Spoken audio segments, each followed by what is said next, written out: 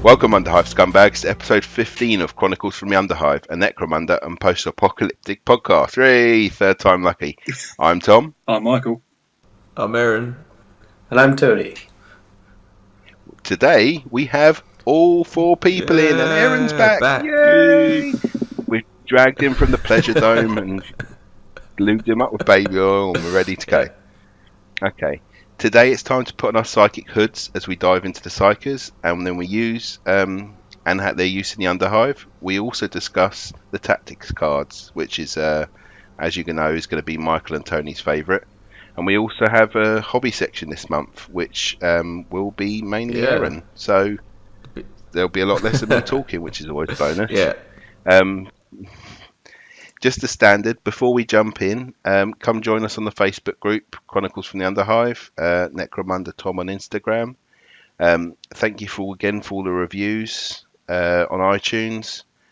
And as discussed last month, we've begun a Patreon account to support for future support for the show.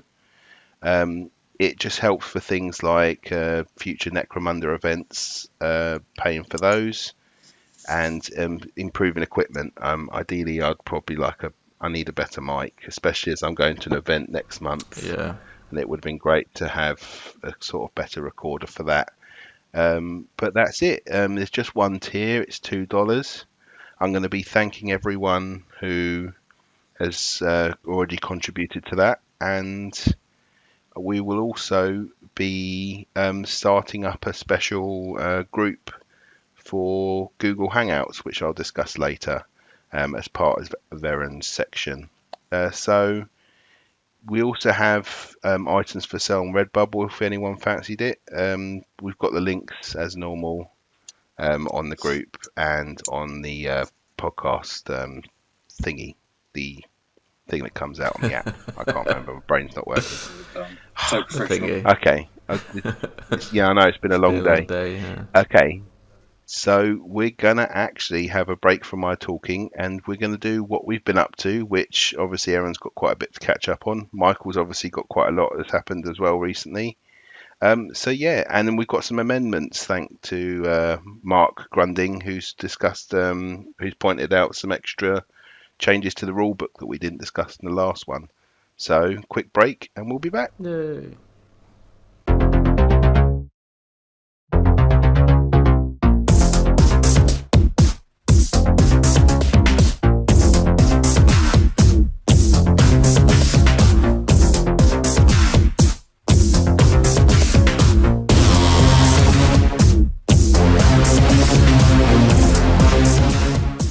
Okay guys, welcome back to what we've been up to and the amendments. So we're going on the order on the sheet, so me first. So in the past, I've been chatting about the Yak Tribe group and the tools that they have, like the making your gangs and bits and pieces, and the way that you can print out all of the sheets and cards you need, which is really helpful. But they've got an event in March, so I'm going to be going along to that, and I'm just thinking you guys, you might not even need to bother with a March episode, because I'm going to be doing loads of interviews and stuff. So I forgot to discuss this at the beginning, but we'll still do a podcast, but I know I'm going to have I'm going to speak to the people who run the group. I'm going to speak to people who've attended, why they've attended. There's going to be painting competitions there, so I'll speak to people there. Well, you might need to get a dictaphone. Yeah, I've got a dictaphone already. Oh yeah, I got it for free once. Yes, I've got a dictaphone. I'm going to bring my external mic, my computer, and yeah, hopefully get some interviews. And I know they want to make the event bigger next time, so cool. they're happy to have me come along and do the recordings and bits and pieces. So why don't we have that one? Have that one as a special podcast. Not in addition, but instead of the regular show, and then we can resume normal service after that. Yeah, because for next month, I know that I've said to the guys, my daughter's birthday's one weekend, then it's Yak Tribe, and then I'm also going to Warhammer World the weekend after that. with some guys from the Adeptus Terra podcast, and I think Tony, unless Yes, I will be there too. Hey. But I'll be bringing my ashes along. Hey, I'll definitely bring my Goliaths then. But yeah, no, it'll be great. I'm looking forward to it. It's going to be a good weekend. Like I say, meeting up with you and with the Adeptus Terra podcast guys as well.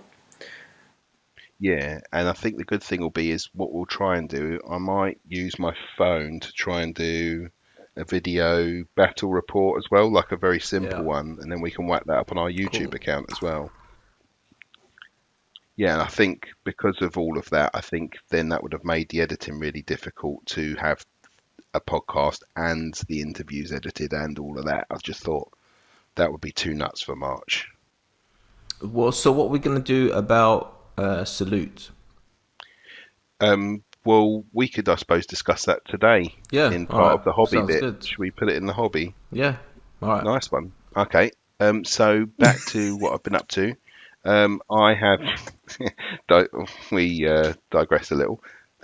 So I've been painting a preacher for the Yak Tribe event for a painting competition. So I've just started a preacher using a Blackstone Fortress model. I've just started getting the colours down on that. So hopefully that will be finished. Well, I'm pretty sure it'll be finished by the event time. I'm going to try doing some new sort of painting styles I've not used before. I've used, I took a photo with a filter that made the shadows quite strong, and I quite liked how it looked. So I'm really going to not just wash and use that as a shadow, but I'm really going to paint different scales of colour to try and get really big shades and highlights in all of the folds. And I'm also going to try, I know it's going to be difficult, but there's a banner at the back which is all folded up, but I've got some custode transfers, and I'm going to try and use my microset to really blend like a text transfer into that, and I have to cut some bits out. It's going to be a bit of a pain, but I think why not push myself a little bit, see if I can do something new. Yeah, that's it. I know I did that with the flesh painting on that Zerka, which kind of drove me insane. So hopefully, I'm not going to get that this time. Yeah, flesh is a bit tricky. For flesh, I've had to order paints from Reaper. They do great paints, and they're already quite thin. And yeah, because I was using scale 75 for mine. Oh, okay. The flesh set. I bought them at Salute last year, I think. Oh, I remember, yes. So I gave them a dust off because I've not used them yet. So yeah, that's pretty cool. How are you finding those paints? I really like painting with them, but it's just slightly different because I'm so used to GW with their slightly glossier, plasticky sort of thing, where when you chuck a wash on, it actually goes into the cracks. Whereas if you wash scale 75, the paint sort of absorbs it all. So instead of getting shadows, you just get all of it darkening up, which is a bit more of a challenge. So you have to really be precise with where you put the ink, otherwise all the paint sucks it up. You might try and add some flow aid to your wash, and that will just it will release the tension in the paint, and it will just flow. Like Lamia Medium or something like that. No, that's more like for thinning. Flow aid. Okay. Flow aid. I think you can get Liquitex flow aid. Well, that just releases the tension in the paint, and it just kind of flows into all the cracks. There you go, hobby tip. You got to watch out for flowing into cracks. Sorry, I'm really bad when Eren's here. He's a bad influence on me. Okay, so, and I think, and I've just started today. I stuck 2 I bought plastic squigs in the end, which are going to be my sump croc. So the one's sump and the other's croc. And that did make me laugh when I saw it in the chat. The Facebook group even. Yeah. So they're on the right size base for a sump croc. So I can't see why it'd be any issue. So I'm just going to use those as my sump crocs. I've got some chain that I've used on a few models before, and I might chain them together as well, like they're a pair, and that they're kept in place. So I'm going to work that out as well. I'm going to try and either green stuff a whole collar around their heads, or just try and chain their legs. Are you being rude? No, I just choked. Or is Michael just choking to death? Okay, Just fair choked. enough. He's been eating green stuff again. But yeah, so basically that's what I'm going to be up to, and I'm getting stuff ready. So I'm just going to get my stuff ready for the event, go record, chat to some dudes, hang out, and yeah, have a good time, and then hang out with Tony after. So that'd be pretty cool. Oh man! Finally see him up close. You can come with us. I want to come. You can come. When is it? I can't remember. It's March. I'm checking my calendar. Is it 23rd, 24th, whatever that weekend is? I think. Yeah, let me do. It is, the 23rd. We'll be down there. I could pop up. Yeah, it makes sense. Yeah, I probably will. Yay, Eren too, and Michael. Like I say, you need to get Michael. It's an 80% chance of yes. Yay! So, any of you guys listening, if you want to also join us, please feel free. It's Warhammer World, so just turn up. Does this mean live show in Bugman's? Us just sat chatting hobby stuff to ourselves. Yeah. No, I can't bring myself to do that. But if you see four handsome fellas playing Necromunda, we'll be on the next table. We're staring at them and idolising them. But yeah, feel free to come over if you do come to Warhammer World. But yeah, that's me. So I think it might be Eren. No, it's Michael. Big fan. Come on, you're the ringleader, Tom. You're getting it all wrong. Oh yeah, I know. So it's Michael. Here we go. So for me, I've got some big changes ahead in personal real world life. I'm being made redundant at some point this year. And that's going to then be me moving from the southeast of England up to likely the Midlands, as I've got a tentative job offer in that area. So at some point or other, I'll be boxing up all my millions of miniatures and travelling north. So that's that. As for gaming stuff, I've signed up for a Necromunda campaign at Manufactured Conflict, which is a games club. Oh, ManCon. Yeah, ManCon. Oh, man. So that is kicking off to Sunday, their all-day event. So I'm going along with that. Hopefully I'll get maybe 3 games in, because I also want to play a little bit of Blood Bowl, which is something I've picked up recently. Again, I'm really struggling not to get into that. I know. It's really good, it's Blood Bowl. Yeah. So I've been playing that a little bit with one of my mates, and I finally got around to completing the human team that I've had since, I don't know, when did the game come out again? 2016 maybe? So I've had like a half completed human team, so I finally got the last models for that. Nice. I had a bit of overtime as well recently, so I had a little bit of spare cash, which is great for me. And that meant I was able to splash out on the Genestealer Cult Codex, which just came out relatively recently. Oh, nice. Yeah, I picked that one up. Yeah, really so good. I've got that, and also treating myself to the drill, that bit of scenery. Can't think what it's called, tectonic drill or something or other. And I thought if nothing else, perfect for Necromunda. Yeah, even if it's not any good in the game of 40k, it's as a piece of scenery for Necromunda, then it's perfect. It's brilliant for a ton of things you can do in Necromunda with it. I've already seen some like Instagram posts suggesting converting it into an elevator between floors. Yeah, no like how cool would that be to play with? Nice. Yeah. So it's got custom scenario written all over it, so that's another avenue to explore. What else is going on? I still haven't got my Alt Codex yet. I'm just not feeling it. It's not really high up on my priorities because I've not been playing 40k a huge amount. I want to get it, but it's just not high priority. And Games Workshop keep throwing more Genestealer stuff at me, so I'm having that. The Genestealer stuff's been brilliant. So I've not got the characters yet, but that's on my list, my next sort of round of purchases. So I think it's about 6 different character models.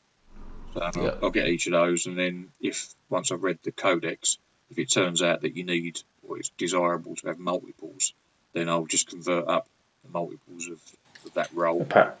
Apparently the Gunslinger is really good, as well as looking really cool. I want the Gunslinger. Yeah, I got that, which leads into my next thing about Kill Team. So yeah. Tom just bashed his head on the table.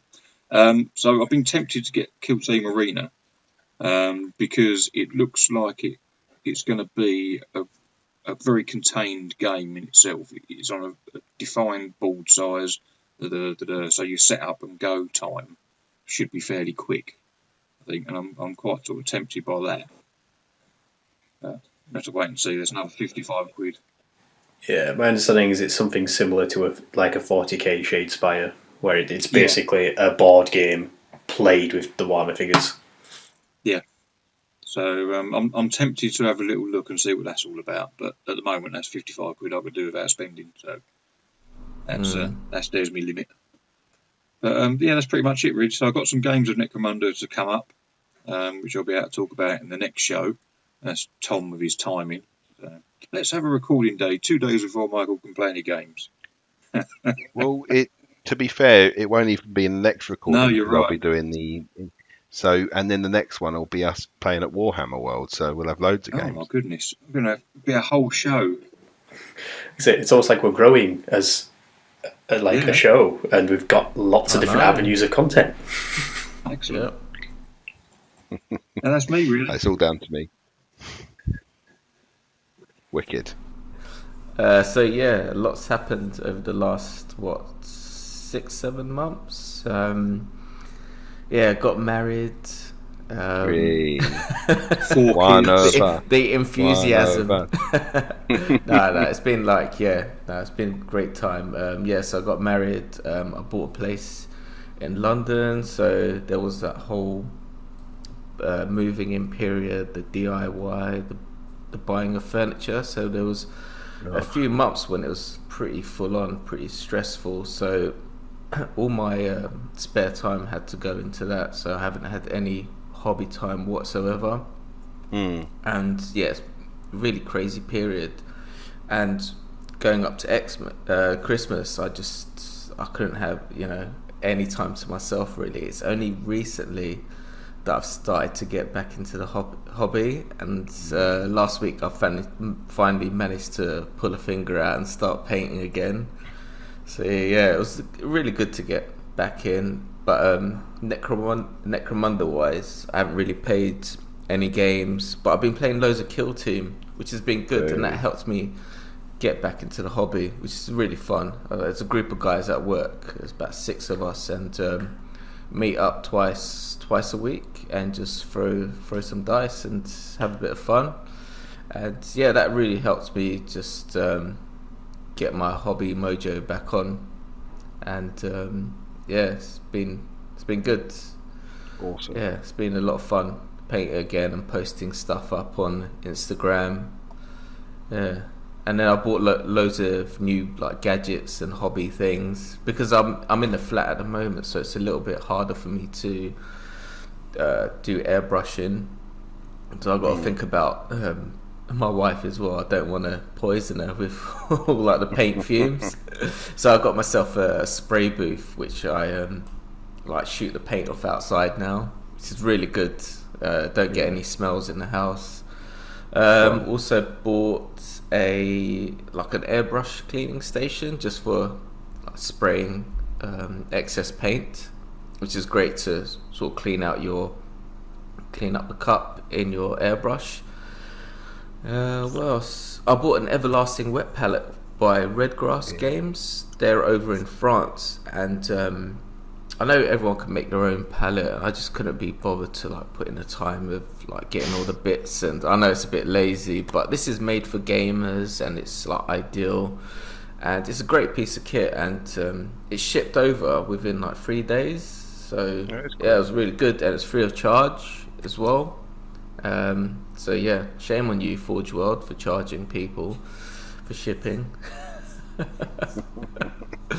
And that's it. I've been following the Horus Heresy Weekender, and that's been great as well. Seeing some of the Necromunda stuff that's come out is just some beautiful things, except for those weird ward models. I don't know about them. They're a bit strange.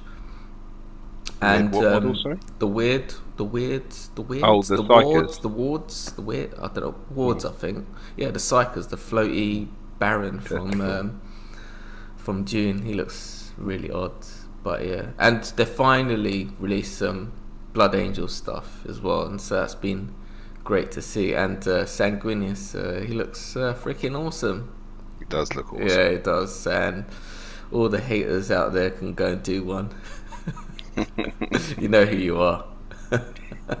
We were both Blood Angel players, weren't we, in 40k? Yeah. And I've sold all my Blood Angels off pretty much. Yeah. So I could afford other stuff. But that's it from me. So yeah, I'm back into the hobby, back into painting, just back into the swing of things. Yeah, Eren's back. And yeah, that's it. Sweet. So now it actually is Tony. Yes, now it is actually me. And to be honest, mine's been a pretty straightforward month. I've just been chugging through painting my orcs bit by bit.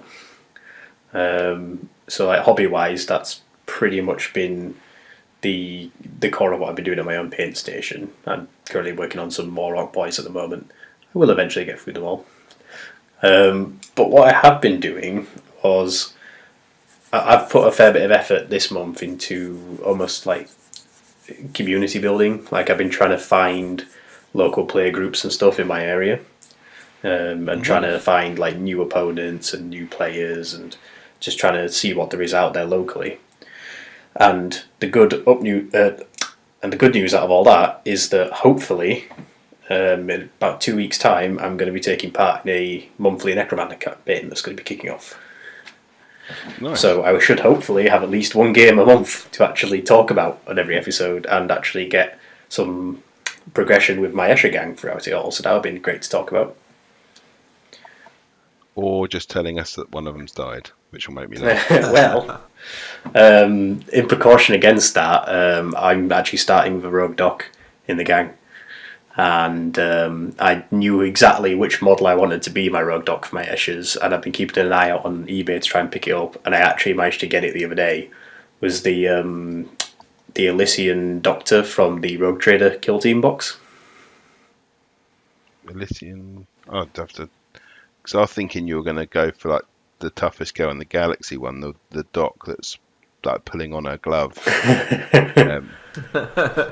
No, the physician from the Rogue Trader box set, who's it's the female doctor. She's carrying like the medikit and sort of like a medical scalpel glove.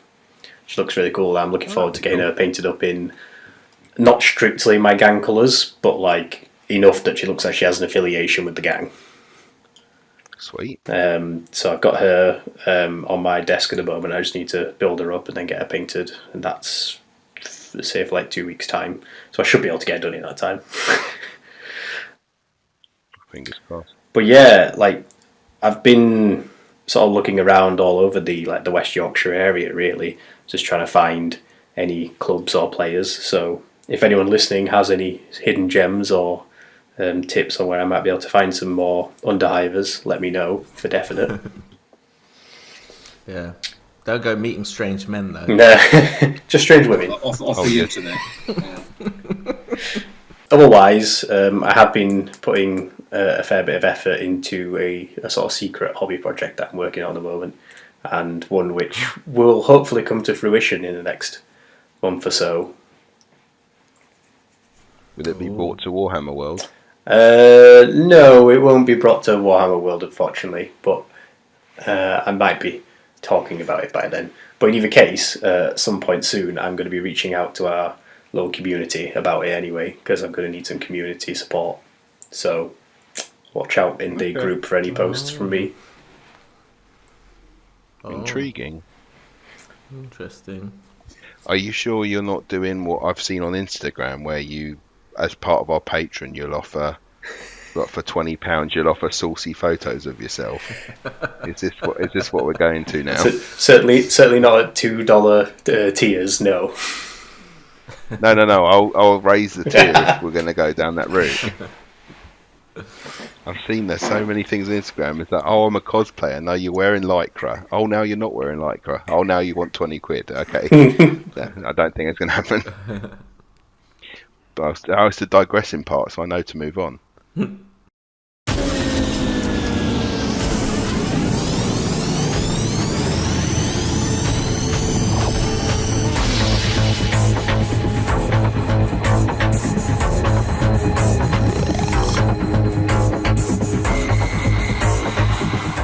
So, going to the next bit. This is where I spoke about Mark, where he's found some extra changes to the rulebook that we hadn't picked out on, because obviously quite a lot of the rulebook. So I'm going to go through some of them, and if any of them leap out to you guys, just feel free to jump in. So I've got like the gang crew size for standoff missions fixed at 10. So that seems to be gang crew size for standoff missions. So standard missions, sorry, to be cap fixed at 10. I'm not sure if you were allowed to get much bigger groups. I think it was previously there was no cap. I think it was D6 plus 4 before. Right, so it's just that is the maximum. Okay. I think the idea being is that that's the most commonly played scenario in like campaigns. So you don't want swingy games where one person rolls up with 5 gangers and another rolls up with 10. It would be a pain in the ass. If that was happening all the time. Yeah, it would suck. And then they've changed the size of a majority of missions, and some have been removed. Things like Prison Break have been removed. Master Crafted is now an option in the game, and there's lots more combi weapons. So things like the grenade launcher can be going on auto gun, and like multi combi pistol types.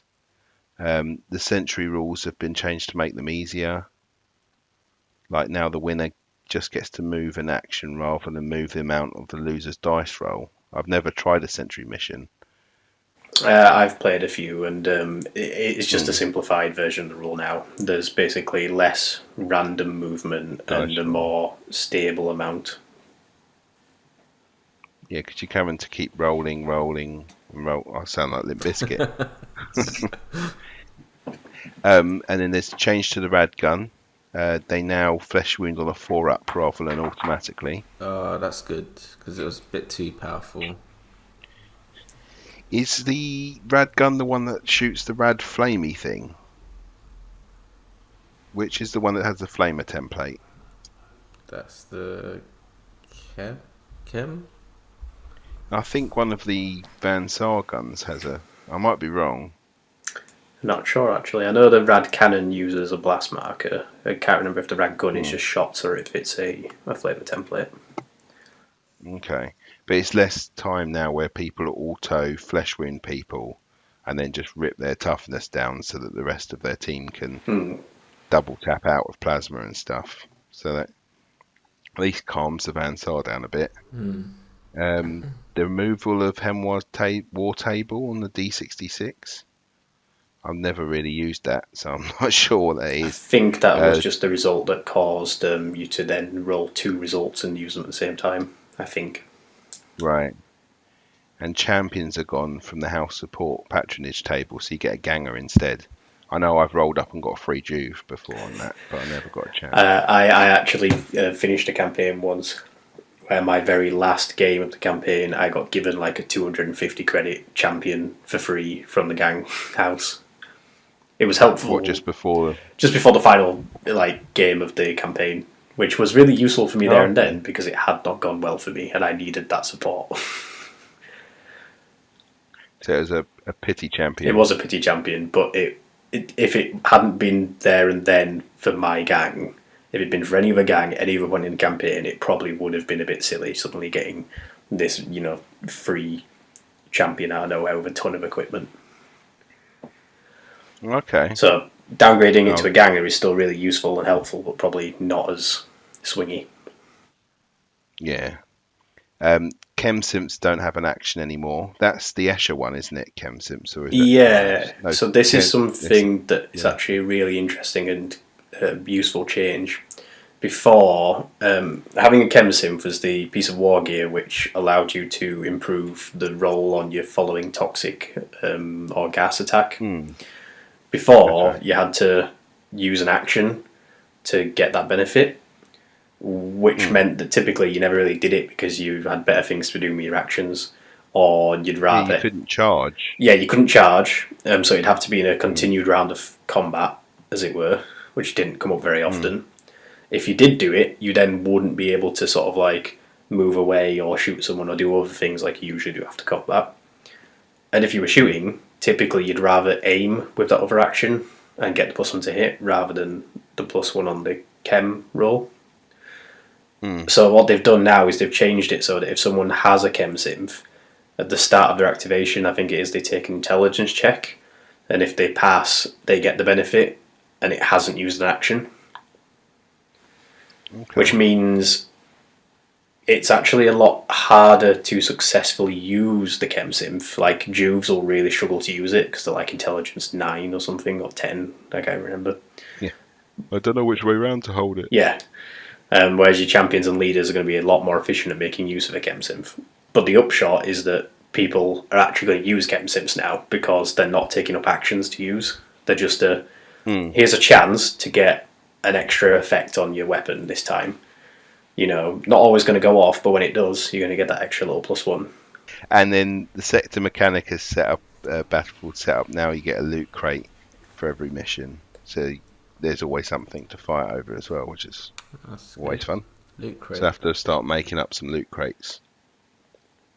Okay. All the missions did have the loot crates actually worded into it, but people just didn't. But I think it's they now use an extra 1, so rather than it being 2, there's 3, or instead of 3, there's 4 or whatever. Just because the map is obviously a bit bigger, it being 3D, so they needed a bit more ammo crates scattered around, so people actually got to them. That's fair enough. And he got some biggies, which I think he selected separately. Completely new gang. Oh yeah, there was a complete new gang hanger-on called a gang lookout, which I've not read the rules for yet. So there's a new hanger-on. Rules for champions that you can only get champion for 10 reputation intervals has gone. So does this mean you could just buy as many champions as you can afford and want now? I haven't actually read into that anymore, but interesting change. Yeah, and then bounty hunters get better, and they can stick around more often now, so they can stay with the actual gang. I have heard they are a lot better now. Like, they actually provide benefits. They help get captives, more credits. They'll hang around for more than one game. Like, they actually do feel like they're gonna do what a bounty hunter should do. Sweet. Oh, and one extra change that I did hear they talked about on a recent Twitch stream was a slight change to how hired guns work. Now, so like your general like hive scum hired guns rather than the big fancy bounty hunters. Whenever you hire them, they're allowed to take you over your crew limit for a mission. So if you've got a limit of 10 crew members for a mission, you could still hire up to like 3 hired guns, and they come along in addition to your 10 guys. Whereas before they had to be within your crew limit, which gives a reason for taking them now, because you can use them to get numbers advantage. Yeah, especially if you're struggling with a certain you just get activation control as well, then, don't you? Because you can waste on some redundant activations and activate those models, and then force your opponent to move some of his stuff before you then activate your models that are actually going to do something. Yeah, that's one of my favourite tricks to do. Oh, you too, and your tactics. You're so board control. I'm going to get so owned in our game at Warhammer World. Yeah, but you see, I really, really hope it isn't so one-sided either way. Because if after all this you talking yourself down, if your Goliath's just coming and just smash me all over the place now, I'm going to feel terrible. I'm going to feel like I should have done so much better. Yeah, but that would have been pure luck. Like, you'd have board controlled your way around the whole board, lobbed a grenade in, but somehow it didn't hit anyone. I then charge out and then somehow smash everybody. But that wouldn't have been through tactics. That would have just been through Goliath bruteness. that toughness 4 really makes a difference. I think. It does. Yeah. I think I might need respirators if I'm going to play Tony. Though. I think I'm just going to have to buy, and I think I'm going to have to buy some sort of eye protection as well, because I think he's got a flashing grenade thing going on. That's my dialect gang. He definitely had it with the disco ball out. Yeah, the downtown flashers. That was your gang, wasn't it? Your Delat gang. I mean, Michael's was silent but deadly, I think it was. not the last couple of days, I haven't been. We're digressing again, so now we'll have a break and then we can jump into confirmed news. We're like self-regulating, aren't we? We're good like that.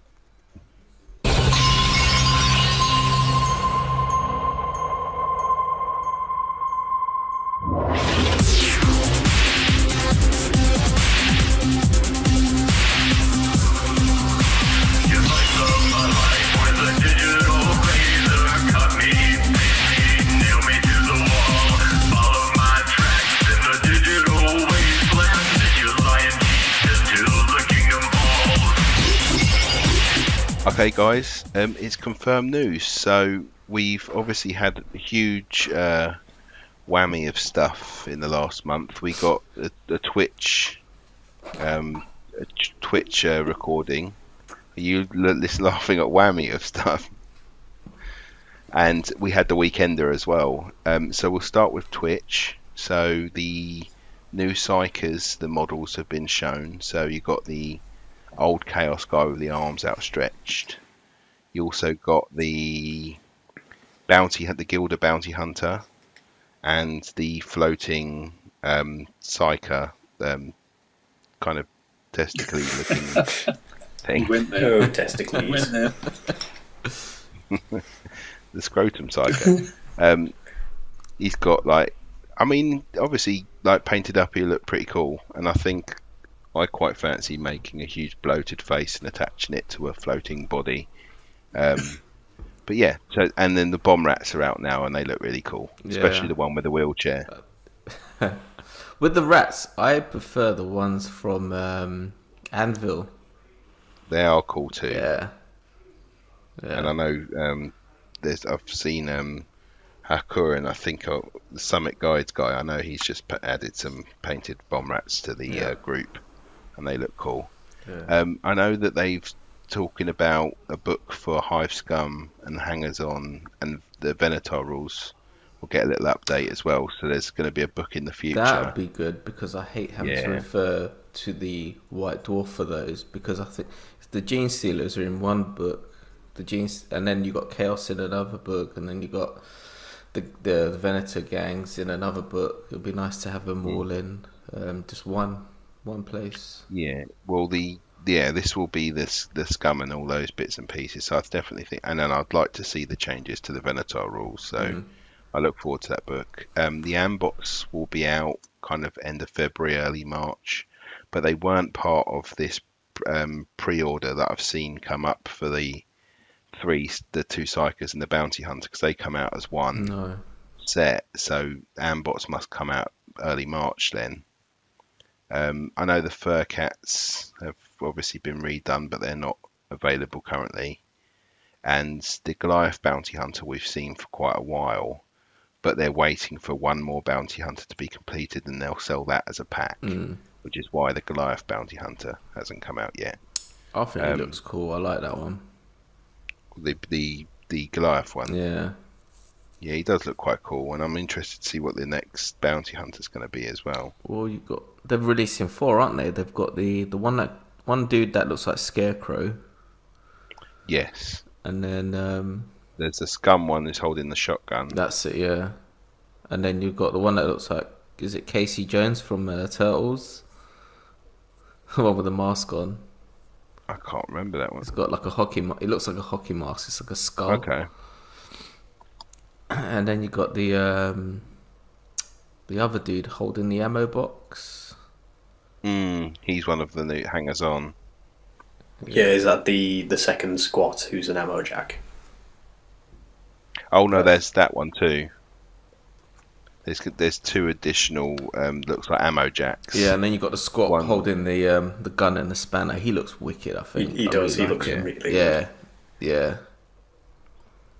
But that was all that was really on the Twitch. I can go into the Weekender. So we had Peter Alexander M put a load of different bits up, because annoyingly, when the Horse Heresy Weekender tickets were for sale, at the time it was like, oh, it's going to be joint, and then it wasn't, and it was just going to be Horse Heresy. So I thought, you know what, I'm not into Horse Heresy that much, so I'll leave it. And then a couple of weeks coming up, it's going to be Necromunda again. Yeah, it kind of stole the show a little bit, I think.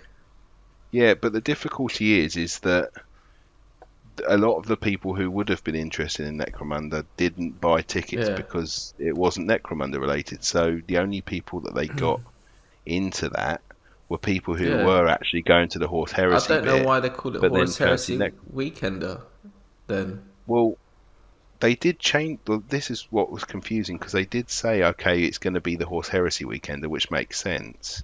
But if it was just Specialist Games Weekender, then we'd all know, and then we'd make our way. But exactly. I'm just lucky that Peter was there, because I was a bit gutted that it was like, oh, I'm not going to go. Oh, I could have gone. And then it was just like, I'm surprised they got anyone in the Necromunda room, because in theory, anyone who bought the tickets were buying it to go to the Horse Heresy bit now, because that was all that was available at the time. Well, it'll have been those people in the cross-section of people who are both Horus Heresy players and Necromunda players. That'll have been the small group of people that got lucky enough to be there.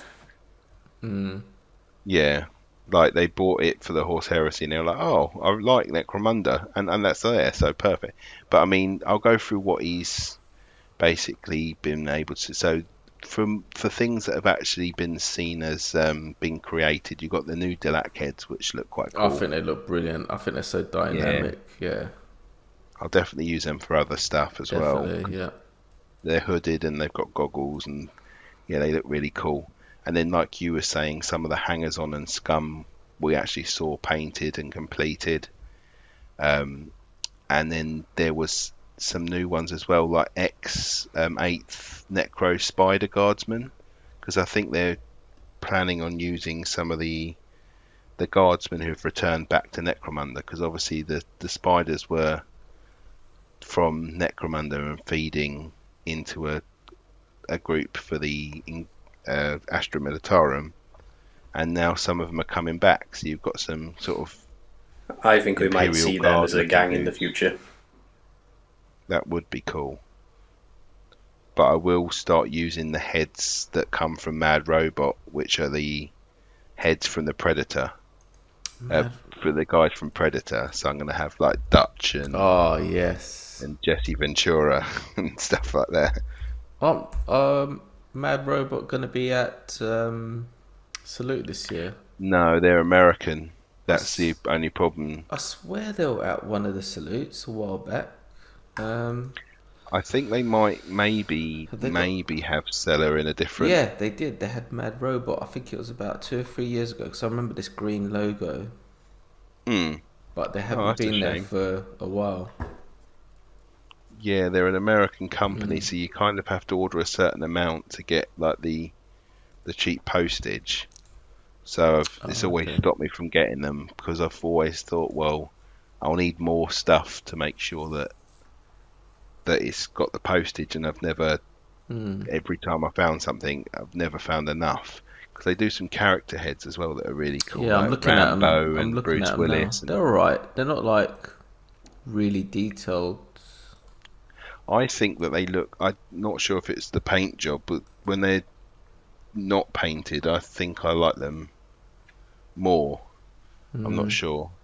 But I do fancy one of them having a minigun. Yeah. They're old school kind of sculpts. They look like they've been sculpted from green stuff rather than on like a 3D program like ZBrush. I mean, they've definitely existed for a while. I remember seeing those heads years ago. Yeah. But yeah, so and then there's the things that were kind of announced on the slides instead. So there'll be that reinforcement box sets in plastic for the eight main gangs. So there's going to be like another sort of box set for them.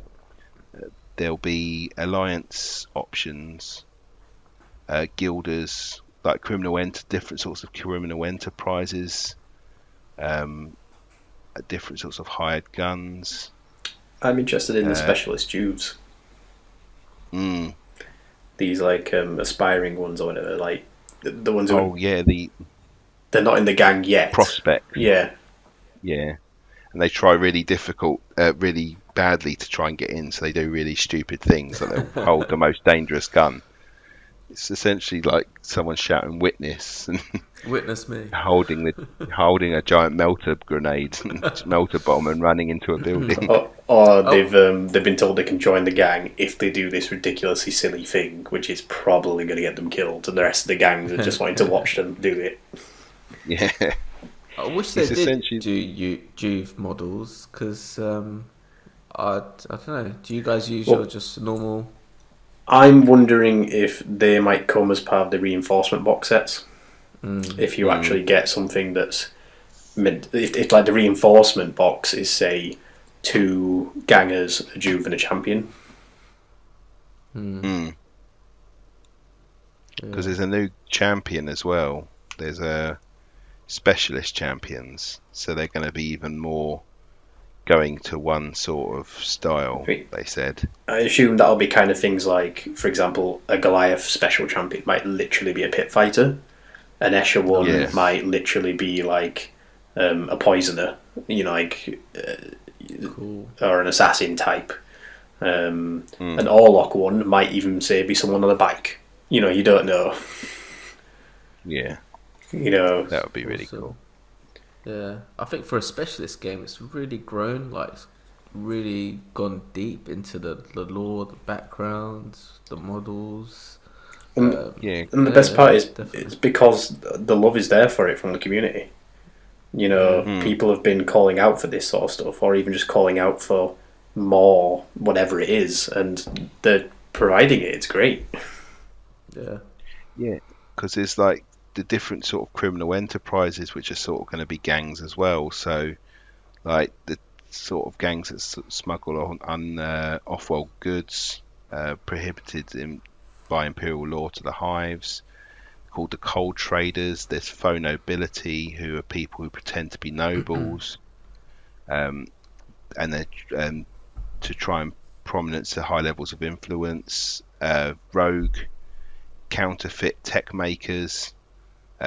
He's written essentially like China Forge, so they sort of make like fake versions of guns. Then there's like necro lords, like drug dealers, fallen houses, so people who like big noble houses that have fallen and want to get back. Trade I can't even read that, but it's like a trader of Psykers. So there's like one main Psyker who's kind of blocking out and trading in illegal, unsanctioned Psykers. And we've obviously seen the concept for the Ash Waste Nomads, which are just like sketches at the moment, but shows they're thinking about that sort of stuff. I think it's really interesting everything they talked about, like the new locations that they're thinking of creating for people to actually have gang fights and so on. So it's not just some of the tunnels in the Underhives, but there might be things up in like the space station, up in like the Eye of Celestine. There's going to be like cliffside settlements and stuff, fighting over ravines. They even talked about fighting out on boats in the Sump Sea and stuff. That's going to be brilliant. Yeah, because they've got here, I've got things like the bad zones, which is like an active industrial terrain, so things like carnivorous fungus and stuff, which makes it more a dangerous place to be. And then there's Hive Morty, which is where Michael would like to be, with the plague zombies and pox walkers, because you do like the rambling hordes. Yeah, I do like a bit of death. The Hive of the Dead. And Hive Secundus, which is more gene stealery. So there's like gene stealer horrors down there and stuff like that. Sounds lovely. And then the Ash Waste, which would be cool, which is like more the foot and vehicle based combat, which would be awesome. And then the one you're talking about, the High Mountain one, the Polar Scrap Spoils.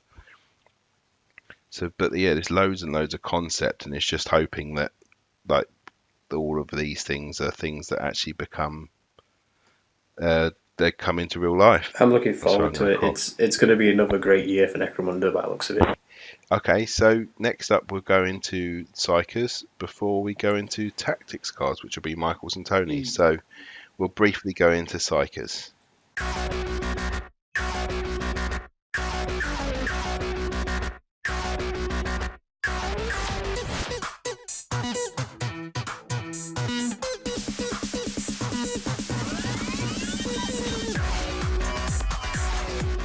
Okay guys, welcome back. We're into Psykers, so Michael's going to read the paragraph for us. In Necromunda, there are few individuals as dangerous to Lord Helmwar's dominion as the Psyker. These powerful men and women represent a rare mutation within humanity. They are able to channel the esoteric power of the warp with thought and bend reality to their will. Since mankind first ventured out into the void, the number of Psykers being born has steadily grown, though not at a terrible cost to the genetic stock of mankind. For each one that comes into the world, millions of mutants are also born, as if nature itself were toying with biology in an effort to force mankind to evolve. As the 41st millennium draws to a close, Psykers and mutants fill every corner of the galaxy, moving among humanity unnoticed or lurking in the shadows of cities and hives. Sanctioned and non-sanctioned Psykers. All Psykers fall into two broad types, regardless of the powers they wield or where they originate from: sanctioned Psykers and non-sanctioned Psykers. Bearing the official approval of imperial authorities, sanctioned Psykers wield their powers under the control and vigilance of overseers and handlers, trained from an early age in the correct use of their abilities and to minimise the risk of demonic possession. A sanctioned Psyker is free to operate as they wish without the risk of censure from the authorities. A non-sanctioned Psyker, by contrast, exists outside of the system and in secret, unaware of the great risks they present to themselves and others, and oblivious to the great efforts the Imperium goes to in controlling their kind. The rewards for bringing a non-sanctioned Psyker to Imperial justice can be great, often great enough to justify the risk of going against them. Okay, thank you, Michael. And then, sorry, Eren, that's your first one of coming back when Michael's not actually said anything yet. Takes a while. Magic of radio.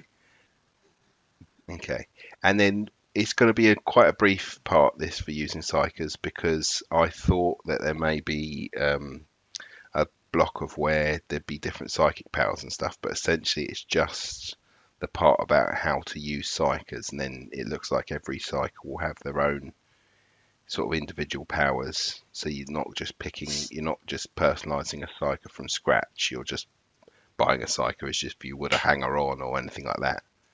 So all Psykers will have certain things. So they will have psychic powers such as maintain control.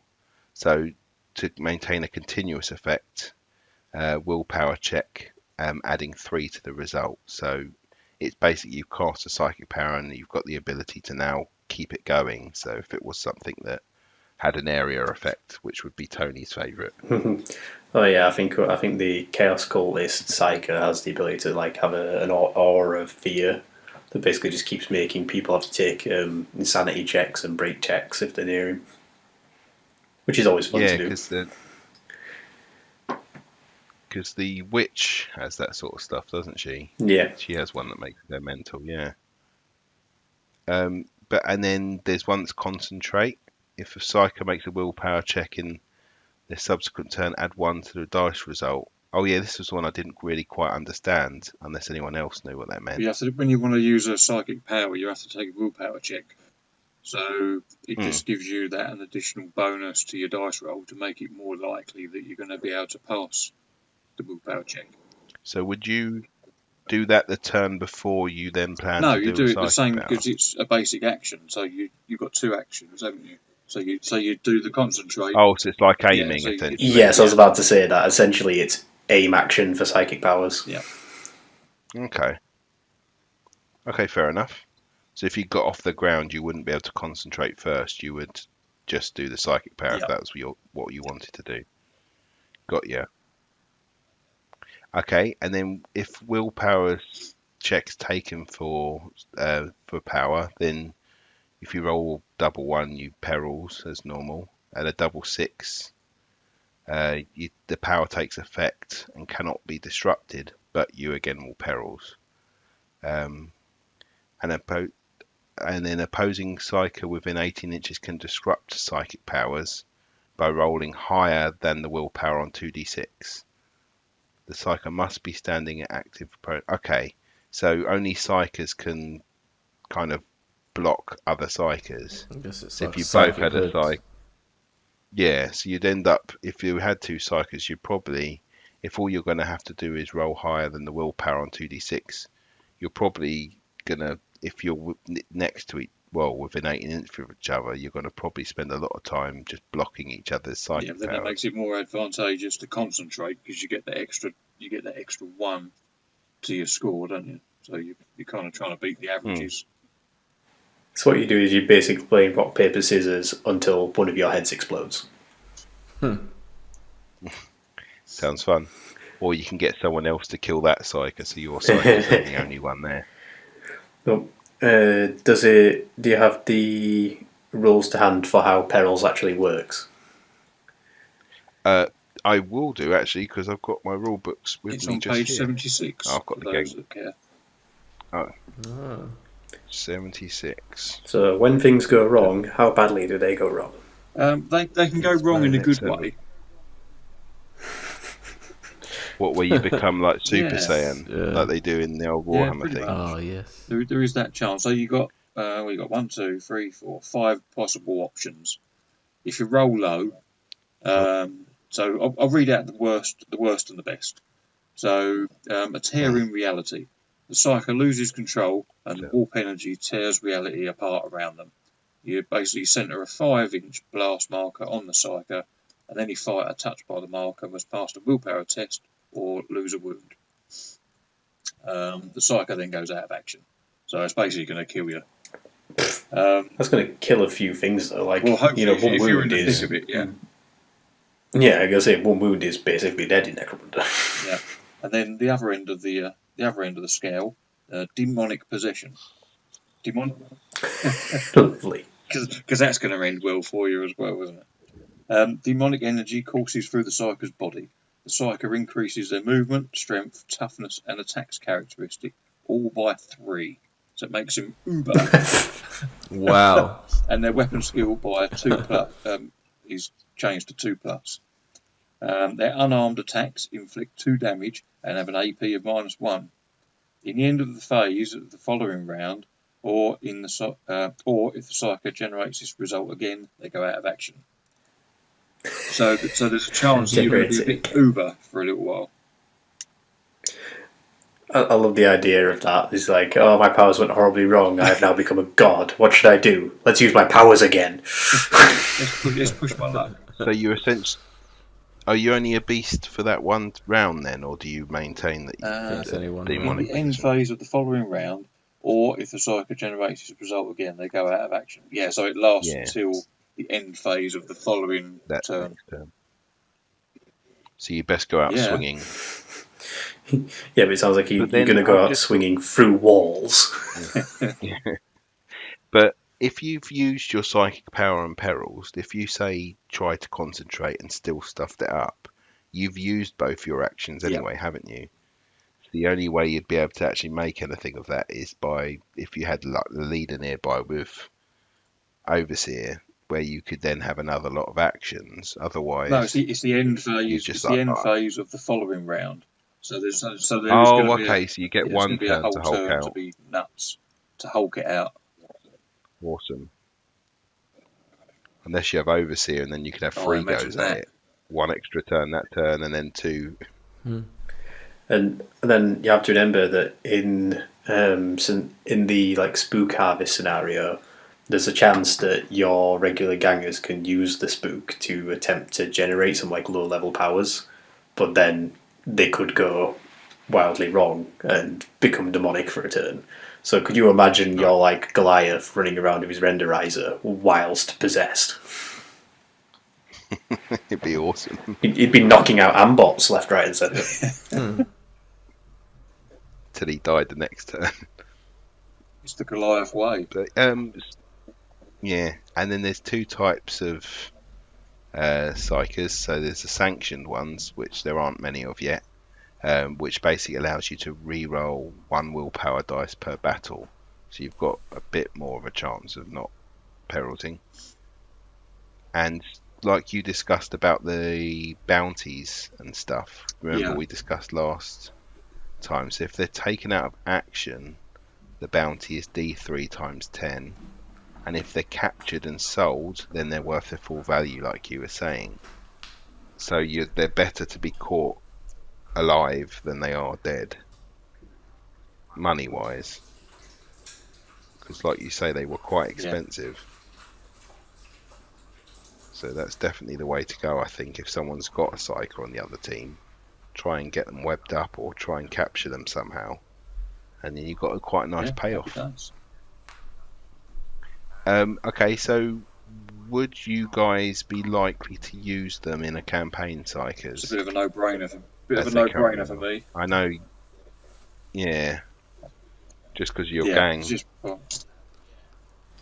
Basically, any Chaos or Genestealer gang is basically going to have one. And if I was playing with a Dialect gang in a campaign, I would be very tempted to add a Psyker in there. I just didn't find the Psyker psychic powers that awesome. I don't know why. But I know that they're obviously board controlling, aren't they? They're Well, actually, I didn't really think they were. I think they were one of just the more damaging tools available to the gang, because just telekinetically smashing things into walls, throwing stuff at people, and melting their brains was actually just a pretty direct route of damage, which the gang doesn't do a ton of otherwise. I think, Michael, you pointed out that they didn't have to roll to hit with their psychic power, didn't you?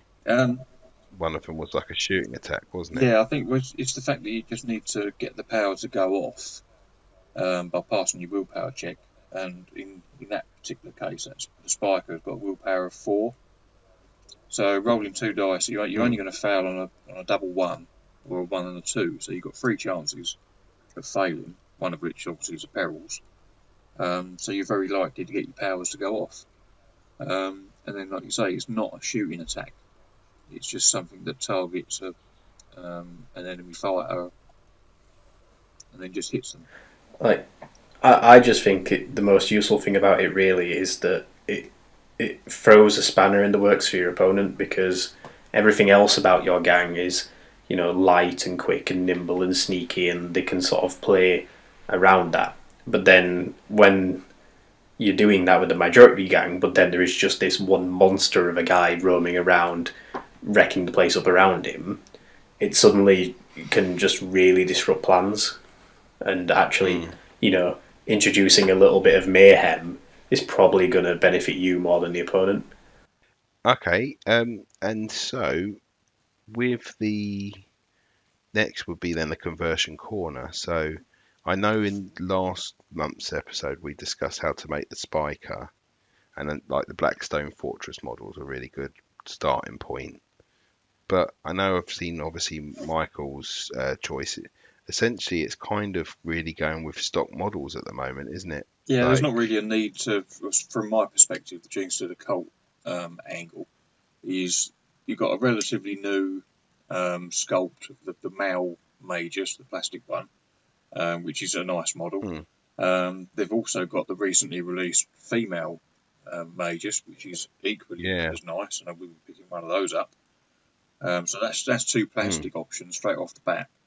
And then in my collection, I've got maybe there's 3 different sculpts or so of metal Magus from days gone by. So if I ever need to be throwing any more into a gang or extra sort of hangers-on type Psykers, then I'll just use those sculpts. Yeah, and until there's an ability to create your own sort of Psykers and pick your own powers sort of thing, then there's not really any need to deviate too much from the model that exists for the character already, because I know pretty much all of the Psykers that exist currently are now about to have models for them. And even the Chaos, the Chaos Cultists from the Dark Vengeance box set. There was one of the 2 leader options. One leader had a shotgun and whatever he had in his other hand. And then the other guy, he's got his hand sticking out, like reaching out, like clawed fingers type look. And you could well imagine that he's a Psyker casting some psychic power if he didn't want to go for any other Chaos Psyker of some sort. So you've got plenty of options. Yeah, so at the moment, while we've not got the ability to kind of create our own sort of Psyker, there isn't really a huge need to kind of create one. The only reason I wanted to create my own Spiker is that there's not a Spiker model yet, but there is pretty much for all of the other Psykers now coming out very shortly. But yeah, like I say, the Psychic showcase was always going to be a quick one, because it is literally just the 2 powers that you come with to start with. So we're actually going to go on to a bit where there will be a bit more talking, and it won't be me, thankfully. We're going to have a quick break, and we're going into tactics cards, which is where Tony and Michael are going to jump in.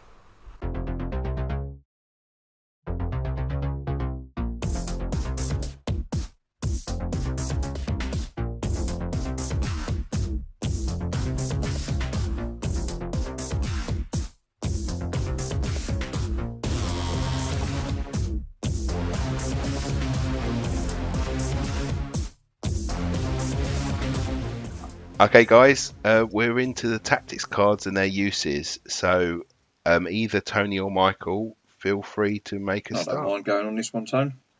Here we go. So when Necromunda was re-released, they included in the box set a few tactics cards for the Goliaths and the Eschers. And then as each gang has been released for sale, there's been a box set of tactics cards that you can get. There's a little bit of hoo-ha recently with the box sets going out of stock, which apparently was a manufacturing issue. Someone didn't click the buy now button. It's big business. Things like that happen. Now, honestly, I did order them, but now they're back on stock, so it's all back to goodness. So these little box sets. The panic was over. Don't panic. So the box sets. It's all gone. They're closing, the game's shutting down. Or the meltdown. So each of your little box sets, you get maybe 10 gang-specific cards, and then the rest of the cards are generic ones that any gang can use. And this is where I feel that I'm not ahead of the game, but with each of the gangs, I've been buying these cards. So my deck of generic cards is actually pretty substantial, because I've gained an extra 10 or 15 cards from each of them boxes along the way, which some people, if they've only ever bought their own gang specific one, they're going to have a much smaller pool of cards to work with. And they really do add a lot of flavour to the gangs, particularly the specific house ones. They're in there inserted just to try and add a bit of flavour, get a little bit of a feel for the gangs. I think from when I was reading through them, I think my most favourite of them all, I think, was the Orlok one. That just really touched on how I felt the gang should play and not their behaviour. And I think Tony... Was that the non-jamming one? Well, no, it wasn't specifically a particular tactic, but it was just like the general feel of them. Like each tactics card has got a little title. Net the fluff sort of thing. They've got like a little caption, which is what the name of that tactics card is. And it just sort of gets your imagination going and try and work out how the gang should operate or how it wants to. And they're just a fun way of jazzing the game up. I think a lot of uber competitive players aren't going to like them as such, because they can throw a curveball at you, because your opponent can just throw something down. You get a bit of flavour, and I think they're really good for mixing things up. So you can have like an underdog situation where your gang is hopelessly outmatched by your opponent's gang just because of the circumstances of a campaign or whatever it might be. But you get them little aha moments where you can just flick a card out and it messes and screws up your opponent for a turn, and then they've got to react to that. So I agree entirely. I think a lot of these cards actually create the cinematic and memorable moments in each game. Yeah, I think there's a lot of that. So should we dive in with the particular tactics cards that we picked out as favourites? Yeah. Do you want me to start? Yeah, I think you're top of the shop with your 3 gangs of choice. Yeah, so we've each picked 3 of our favourite tactics cards from the various gangs. So up first is the Goliath ones from me. So my third favourite Goliath tactics card is the Unstoppable Behemoth tactics card. So, I like that one. Yeah, so that's the one I use. Is this one of your go-to ones? Yeah. Yeah. Play this card after an attack is made against one of your fighters, but before the injury roll is made. The attack has no further effect. No injury roll is made. In addition, if your fighter is pinned, they immediately stand up. It was awesome. I got shot with a plasma gun. And I was like, nope. So you do lose wounds if, like, you were on like 2 wounds or more. But when it gets to that point where they'd be rolling that injury dice, it's just like, nope, I'm just shrugging it off, doesn't matter.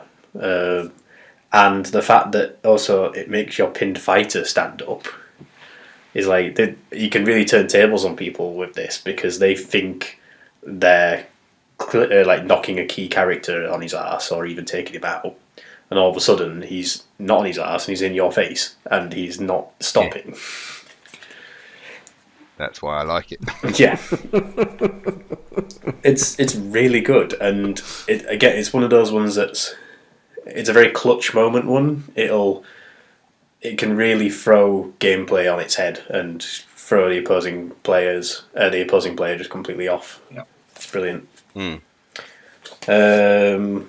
In a similar manner, my second favourite one is Not Done Yet.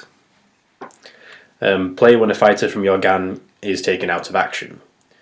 Tuck this card under the fighter's card. They are not removed from play. If they were prone, they return to standing. They go out of action after they are next activated and take a turn, or after they suffer another unsaved wound, whichever comes first. So this one's kind of like a step even further than the last one. So last time, the other card was once you got hit, you stopped taking the damage and stood up. This one is, you've taken the damage and you're going to go out of action, and instead you like stall going out of action for a turn. So your fighter is still going to go out of action, but before then he's going to get another whole turn of activating. He's stood up, he can act freely, he can basically take out whoever it was that's put him down and take them with him. Essentially, you're kicking someone in the nuts as you fall down. Yeah, basically. If you've gone down in a fight with someone, you've dragged them down with you, it's not gone well for either of you. And it's fair enough if they're going to kill me. Yeah. And again, that's a brilliant one as well. Like, you just get to take that last chance, that last breath of just really dealing with something that perhaps your opponent thought they were safe with. I mean, it's also particularly good if you've got any like objectives or anything you're trying to do. If you're trying to break down that key door, if you're trying to smash open the loot crates, whatever it is you're trying to do, if your opponent has just by the skin of their teeth managed to stop you from achieving your objective, well, turns out they haven't stopped you and you are going to get it done before you go out. Cool. I might have a look at that one. It's a good one. I've not used that one myself. But my favourite Goliath Tactics card is Inhuman Resilience. Play this card instead of activating a fighter on your turn. Each of your pinned fighters immediately stands up. Then make a recovery roll for each injured fighter in your gang. Treating out of action results as seriously injured. So this one's brilliant. For starters, one of the things I like about it is it's actually one of these cards that uses up an activation. So you forestall activating your gang, because instead of picking a fighter that time, you just play the card and that's it. and then you're passing back to your opponent after you've done the card. Which I like being able to do that as an option, so that you can force your opponent to play their hand first and move their gangers around and do what they're going to do for the round, and then you can react to it accordingly. But in addition to basically becomes an action, and then that forces them to then take their turn. Yeah, so played at the right moment, you can be forcing your opponent to sort of break a stalemate. You're going to have to step out of the corridor first. You're going to have to open the door. You can sort of dictate when your opponent's going to do things. But that's in addition to what the actual card does, which is brilliant. I mean, each of your pinned fighters stands up, your entire gang, regardless of where they are. They don't even need to be near each other or near a leader or anything. You're all up, you're all ready to charge, which is what Goliaths want to be doing. Yeah, that's really good if you're against someone like a super shooty gang, and they think they've got the drop on you by managing to knock down 5 of your gangers in one turn. Then all of a sudden you just play the card, and then your guys are back up again, ready to charge in and beat some face. Yeah, one of my favourite things to do in any game of Necromunda is just knock people over with las guns. Yeah. Because it gives me so much control. If suddenly that's taken away from me, because surprise, all those knocked over gangers are back on their feet again, I feel like I probably just lost an entire game round, of achieving anything. Yeah. And then in addition to that... It's a real shame if I bring that card with me to the... am I giving away my tactics here? Or giving you some good ones? I think so. For this time, yeah. And then the last part of this card is the fact that you even then make a recovery roll for each of your injured fighters. So because you treat out of action as seriously injured, none of them can get any worse. The only thing that can happen is any that are injured could potentially get a flesh wound and then not be injured anymore. So you get a whole free game round of recovery rolls for everyone who is hurt. Because this happens before the recovery phase, doesn't it? It does. So you could essentially deal with all of the issues and then have them up and running before you have to wait for them to roll. So you can actually get an additional game turn out of it. Yep. Would that be right? You get an extra activation, a extra recovery roll for everyone who is injured, and you can stand up everyone who's on prone.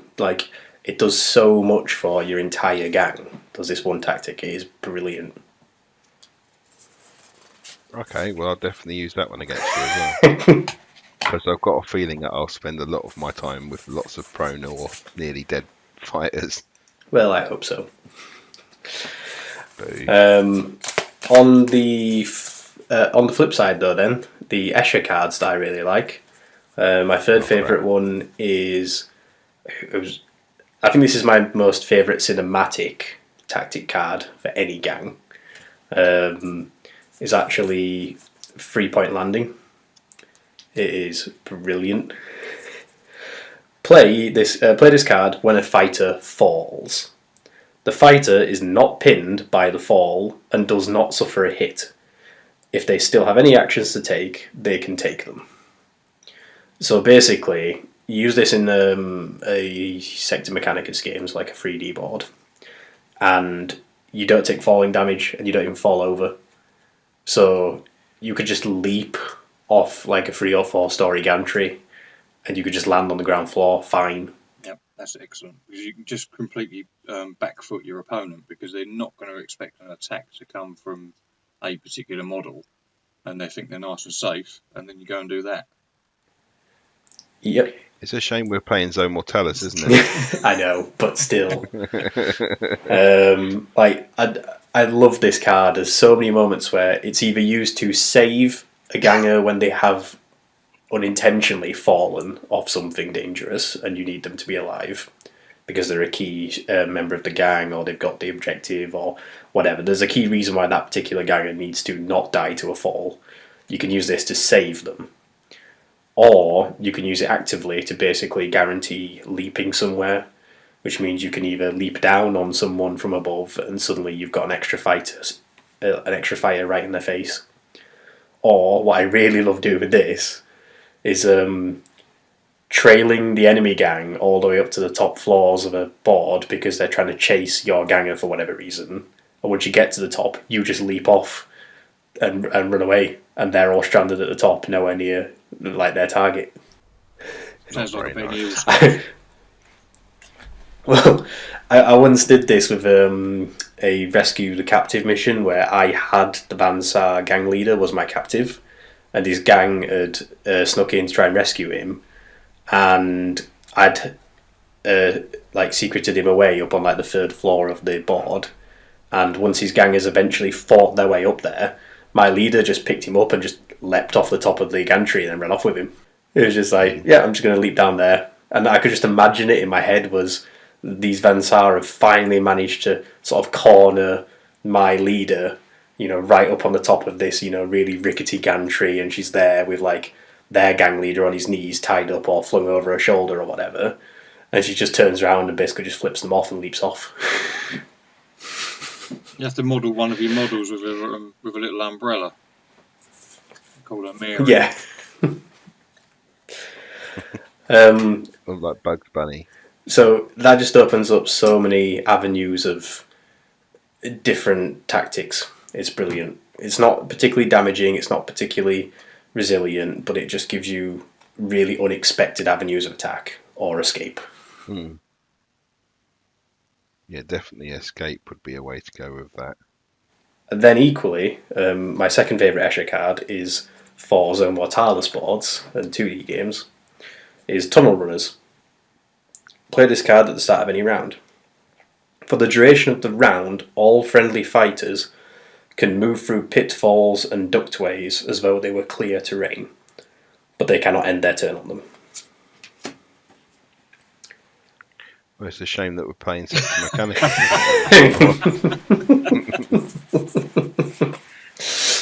Unless, actually, it depends on what your most favourite one is. I really enjoy them both. Honestly, there's loads of different ways to play on both. I think they're both really clever ways of playing the same game, and it just doubles up, what you can do with it. But so this card is brilliant simply because, again, your opponent thinks you might be trying to sneak around one corner with one ganger or something, or you're going to spend a good couple of turns slowly crawling gangers through one by one to move a flanking group of gangers around to get them, and instead you spring this trap. Like, they think they've got some time to get in position or get away, and all of a sudden actually your entire little group of gangers can just come running straight through in one turn. How does the no impediment? How does the pitfall side of it work? I never clocked that before when I read that. I knew about you going through the ductways, so you ignore the pitfall, or yes, you can move through pitfalls and ductways as though they were clear terrain. So basically, you can use this to automatically clear gaps. Right. So long as you've got enough movement to get from one side to the other, you don't have to take the tests for that turn. Okay, that's fair enough. I think the logic with that is because they're either running along or through pipeways that are actually in the wall or in the pitfall, rather than just because they're leaping really well. Yep, okay. That makes sense. Yeah, they sort of like, they know the area, they're agile enough that they found some other quick route of getting across. But equally, your opponent can expect that you're going to have to be taking some dangerous leaps or using actions to take a longer route round to get to them, and instead you drop this and you're just like, I'm going to charge you over this gap. At least I won't be surprised now. Well, you never know. You might forget about it in 2-3 weeks time. I will forget about it. I'll definitely forget about it. This isn't the podcast now, mind you. Yeah. Oh, true. But my favourite Escher card, the one that I've actually found has basically won me a good couple of games, is actually Siren Howls. So you play this card at the start of any end phase. Until the start of the next end phase, add 1 to the result of any bottle checks made for the enemy gang. In addition, broken enemy fighters cannot rally. Ooh. So this one, the first thing worth saying is that the broken enemy fighters not being able to rally, that is just a bonus. That's like an extra line of text that doesn't even really need to be on the card. It comes up so rarely, and it's not even a huge difference when it does come up. but it's a nice little thing that's there, so don't forget about it. The main thing is, adding +1 to bottle checks is actually a big difference. Because quite often I find there's one round in any game where once your opponent is just starting to creep over that threshold of having to take bottle checks, there'll be a game round where they'd only fail on a 6 or a 5. And the following round you're kind of expecting it's going to be a bit more of a bloodbath, and both of you are probably going to be quite crippled and be looking at failing bottle checks on 2s or 3s. There's usually like a pivotal turn. Well, this tactic suddenly pushes that pivotal turn in your favour. Because going from failing on a 5+ to failing on a 4+, or even failing on a 4+ to failing on a 3+, is a huge difference. It puts those odds so much more likely that the enemy gang is going to bottle that one whole turn before you do. And that can just cause 2 or 3 gangers, or even more, to just run away. And then suddenly you've got the numbers advantage, you've got the guns advantage, and you're just going to mop up. It's a shame Goliaths are too cool to run away, aren't they? It is a shame, but I can start isolating your gangers and start making them take those checks. Boo. You suck. But the amount of times that I've used this and suddenly, rather than it being a 5+ failure bottle to a 4+ failure bottle, and they roll that 4, it comes up so often. Going from a 1 in 3 chance to a 50-50 chance can actually really swing a game. It's brilliant. Cool. Then I have 3 picks for the Orlok tactics. And then I will give Michael a chance to speak, I swear.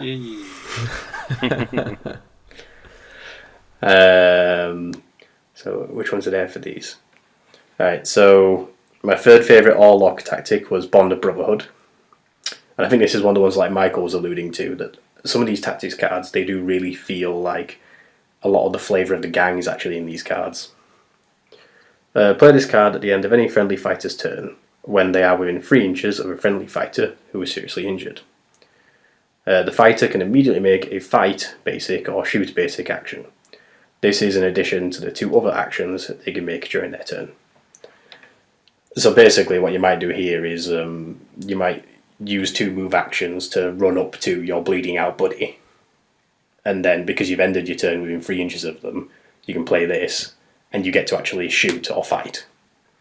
So you can run up to your bleeding buddy, shoot the opposing ganger that put him down, and then come the end phase, you're there to help your buddy recover. And that can just turn the tables on that enemy ganger who thought they had the better of your champion or whoever. That's pretty good. You come running to the rescue. Yeah, it's literally come running to the rescue, basically. On that rare occasion that you've got an injured gang member who's next to a enemy ganger who hasn't had a chance to coup de grace them yet, you can come running in and fight them and knock them on their ass. You know, it's a brilliant little card where, again, gets you an extra action, and actions are worth their weight in gold. Or credits. My second pick for Orloks is for Close Encounters. Play this card when activating a fighter. Put this card under the active fighter's fighter card. Until the end of the battle, this fighter has a sawn-off shotgun in addition to their other equipment. Which is brilliant. 3 guns. Well, it's a free gun, but it's a free gun for anyone, because you don't have to assign this at the start of the battle. Yep. So whoever finds themselves in a sticky situation and they don't have a close quarter weapon, they can suddenly have one. So your heavy stubber guy who suddenly finds himself being harassed, your random Juve who's got a stub gun but suddenly finds themselves perfectly positioned to fire a scatter shot template on the enemy, suddenly got a shotgun. You know, it's brilliant. It can be a real surprise, because a lot of positioning in this game is based off knowing what weapons the opposing gangers have. People aren't going to be afraid to get close to your Juve with a stub gun. People want to get up close to your heavy stubber guy so they can engage him. If suddenly they turn around and they pull a shotgun out of their pocket, you're probably going to regret being so close to them. Did it say to put it under the fighter card? You do. You put it under the fighter card, but it's you play this card when activating a fighter. Yeah, so you can pick and choose at any moment. Okay. Yeah. So unlike... so you don't select it and put it under a specific fighter. You just, when you want it, you can use it. Yes, and that's why it's brilliant. Like your melter traps and your frag traps, you assign them to a fighter at the start of the battle. This one, you assign it, but you only assign it when you use it, which could be whenever you want. Pretty much. So it's kind of like this... it's the Brotherhood of the Travelling Shotgun. Yeah. And then my favourite Orlok tactics card is Solidarity. Yep. Okay. Play at the start of any round. For the duration of the round, fighters from your gang automatically pass any cool checks as long as they are within 6 inches of another fighter from your gang. So this is basically similar to Siren Howl in that when you reach that linchpin moment where your two gangs are both very close to bottling, if you bottle first, or even just if you bottle second, doesn't matter, using this tactics card basically gives you a free turn of no one running away, because they all pass their cool checks they're required to take for the turn. That is helpful. Yeah, so if I've used Siren Howl and I've made you suddenly fail your bottle check when you weren't expecting to, you can use Solidarity and just go, alright, fine, everyone passes this turn. Now, the following turn I'll have to start taking cool checks, but chances are, because I'd have lost 3 more guys by then, I'd probably be bottled then anyway and be taking cool checks. So again, it's kind of like a free pass for one whole round to not have to worry about bottling. It's relatively nice. It's but the really thing good. is, I'm not planning to bottle. Just turn up turn 1, our bottle to... Yeah. we spend so long trying to get a game together, and then I just voluntary bottle out first turn. Let's go and have a pint. Yeah. I just wanted to get +1 experience. There'll be none of it. So yeah, those are my picks from the gang specific cards. That's good. So I'm sure, Michael, you have your own picks for the other gangs. Yeah, I'll go through the other gangs. So I've got Delac, Caldor and Van Saar, and then we'll go into the generic ones that we picked. And hopefully we haven't picked the same ones, so that's good. So, Delac first of all. I'll do what Tony did and go in like reversed order of my favourite ones. So in third place for Delac, I've got Eyes in the Dark. So this one says to play at the start of any round after rolling for priority. For the duration of the round, all friendly fighters are treated as having photo goggles. Friendly fighters already equipped with photo goggles can instead ignore cover when making a shoot basic action, targeting a standing or active enemy fighter. So what I like about this is you've got the option on one of the other tactics cards of turning the lights out, or if you're using the Delta 7 tiles, there's certain areas on some of those tiles that are in darkness. So if you're using those rules, then effectively your whole gang is going to get some benefit because of having the photo goggles. But in addition to that, if you've already equipped some of your models with photo goggles, then being able to ignore cover when you're shooting can make a big difference, because that extra that -1 for being in cover can make a lot of difference to how many times you've hit your target. That's kind of why I like that one, and it sort of lends them to being more snipey sort of, and sneaky, messing around in the dark. You got to watch out for messing around in the dark. And this sort of couples into the next one. In second place, I went for Assassins. So you play this one instead of activating the fire. So like Tony said, it takes the place of an activation. So it gives you a little bit of control. And so for this one, for the remainder of this round, any ranged attacks made by fire that is outside of the target's vision arc gains +2 to hit. So being able to get +2 to hit is pretty epic, really, because you're either counteracting some cover that a model might have, or you're just virtually guaranteeing getting that hit. But the key part of it is obviously to be outside of their vision arc.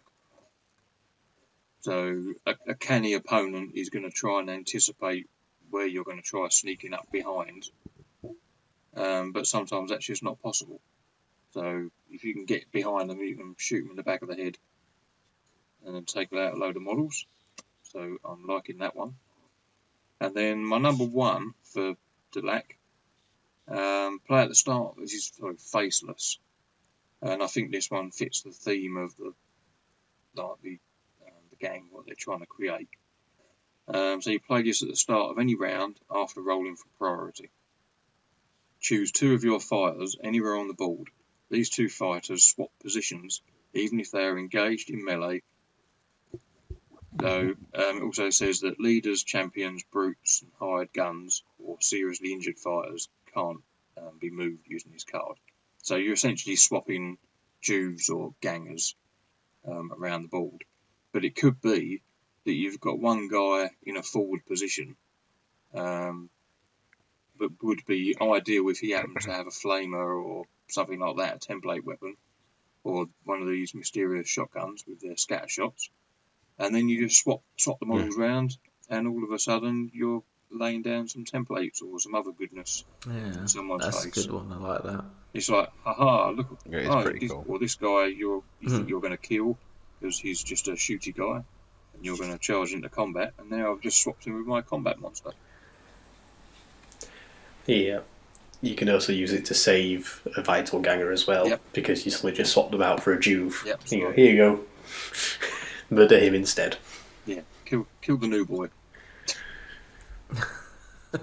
So I like those. There was a few others in the deck that were also quite good, but they're all good, aren't they? I know, yeah, they're all worth a read, and some of them will make you smile, some make you cringe. Moving on to Cawdor. So in reverse order again, I've got Dead Men Walking, and this one you play at the start of any end phase. If your gang is required to make a bottle test during the end phase, it will automatically pass. So this is kind of similar to what Tony's saying. It's that moment in the game where you know that you're likely to bottle, or that you're almost guaranteed to bottle. And it may even be mission critical, depending on what the scenario is you're playing. It might be critical that your opponent bottles out before you do. So you can play that and then hope that in that same round your opponent actually bottles. So that one could be important for helping you win the game, or at least stay in the game. In second place, I had Redemption, which, if nothing else, the name of it certainly reflects the game. And you play this one when a friendly fighter is taken out of action. Centre a 3-inch blast marker on the fighter that has just been taken out of action. All models under the marker count as being hit by a frag grenade. So that's your full-on suicide bomber mode. Awesome. And there's nothing better than that to make you feel better about one of your guys getting pulled off the board. Is that you can hopefully take down some other people with you.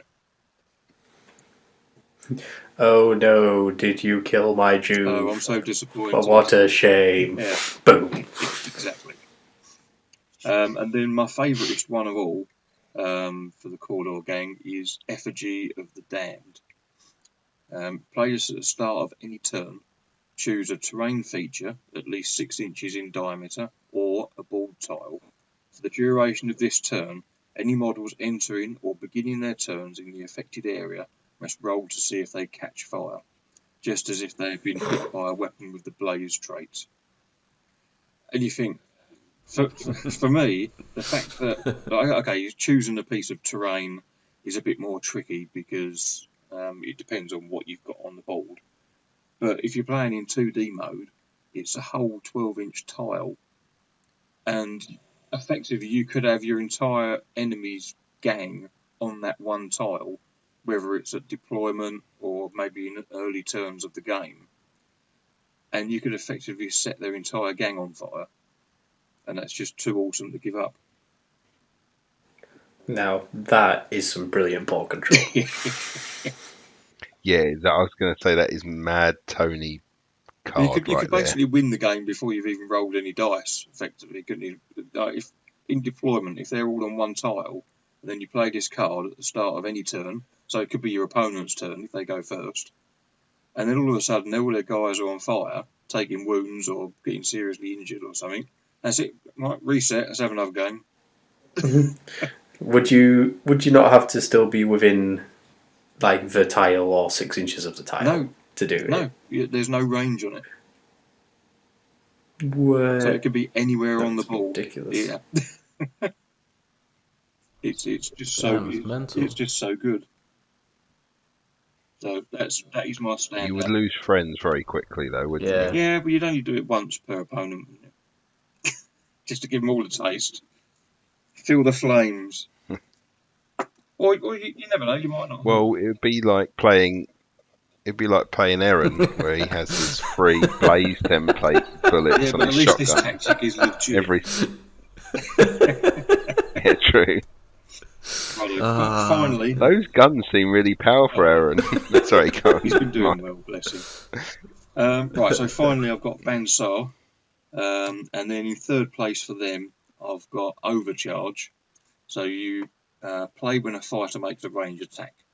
For the duration of the fighter's activation, one of their lads or plasma ranged weapons increases strength by 2. So I thought this one was particularly useful in campaign games where you've got high toughness brutes and things like that on the board, just to get that extra bit of strength to try and make it easier to on your wound rolls and stuff. So I thought that was fairly useful. Or even if you're going against regular gangers, you've got that ease of being able to double out the strength, double out the toughness, just to make it even easier to wound. That is good in any scenario where you're trying to sabotage or destroy something as well. Or just blow a door open. Yeah, just to make things easier. So that was nice, a nice, easy, no-brainer. Second place for them, for the Bansar, I've gone for Warforge. Play at the start of the game, after both sides have deployed. For the duration of this battle, all friendly models add +1 modifier to any ammo checks they are required to take. So basically, you can keep your guns firing for longer, and the fact that it lasts. That's good. The fact that it lasts all Keep games. going for longer. Yeah. So especially when you've got very specialised weaponry that might have scarce ammo and things like that, just the ability to be able to pass those checks and being able, you paid a lot of points to have those weapons, so you might as well keep shooting them.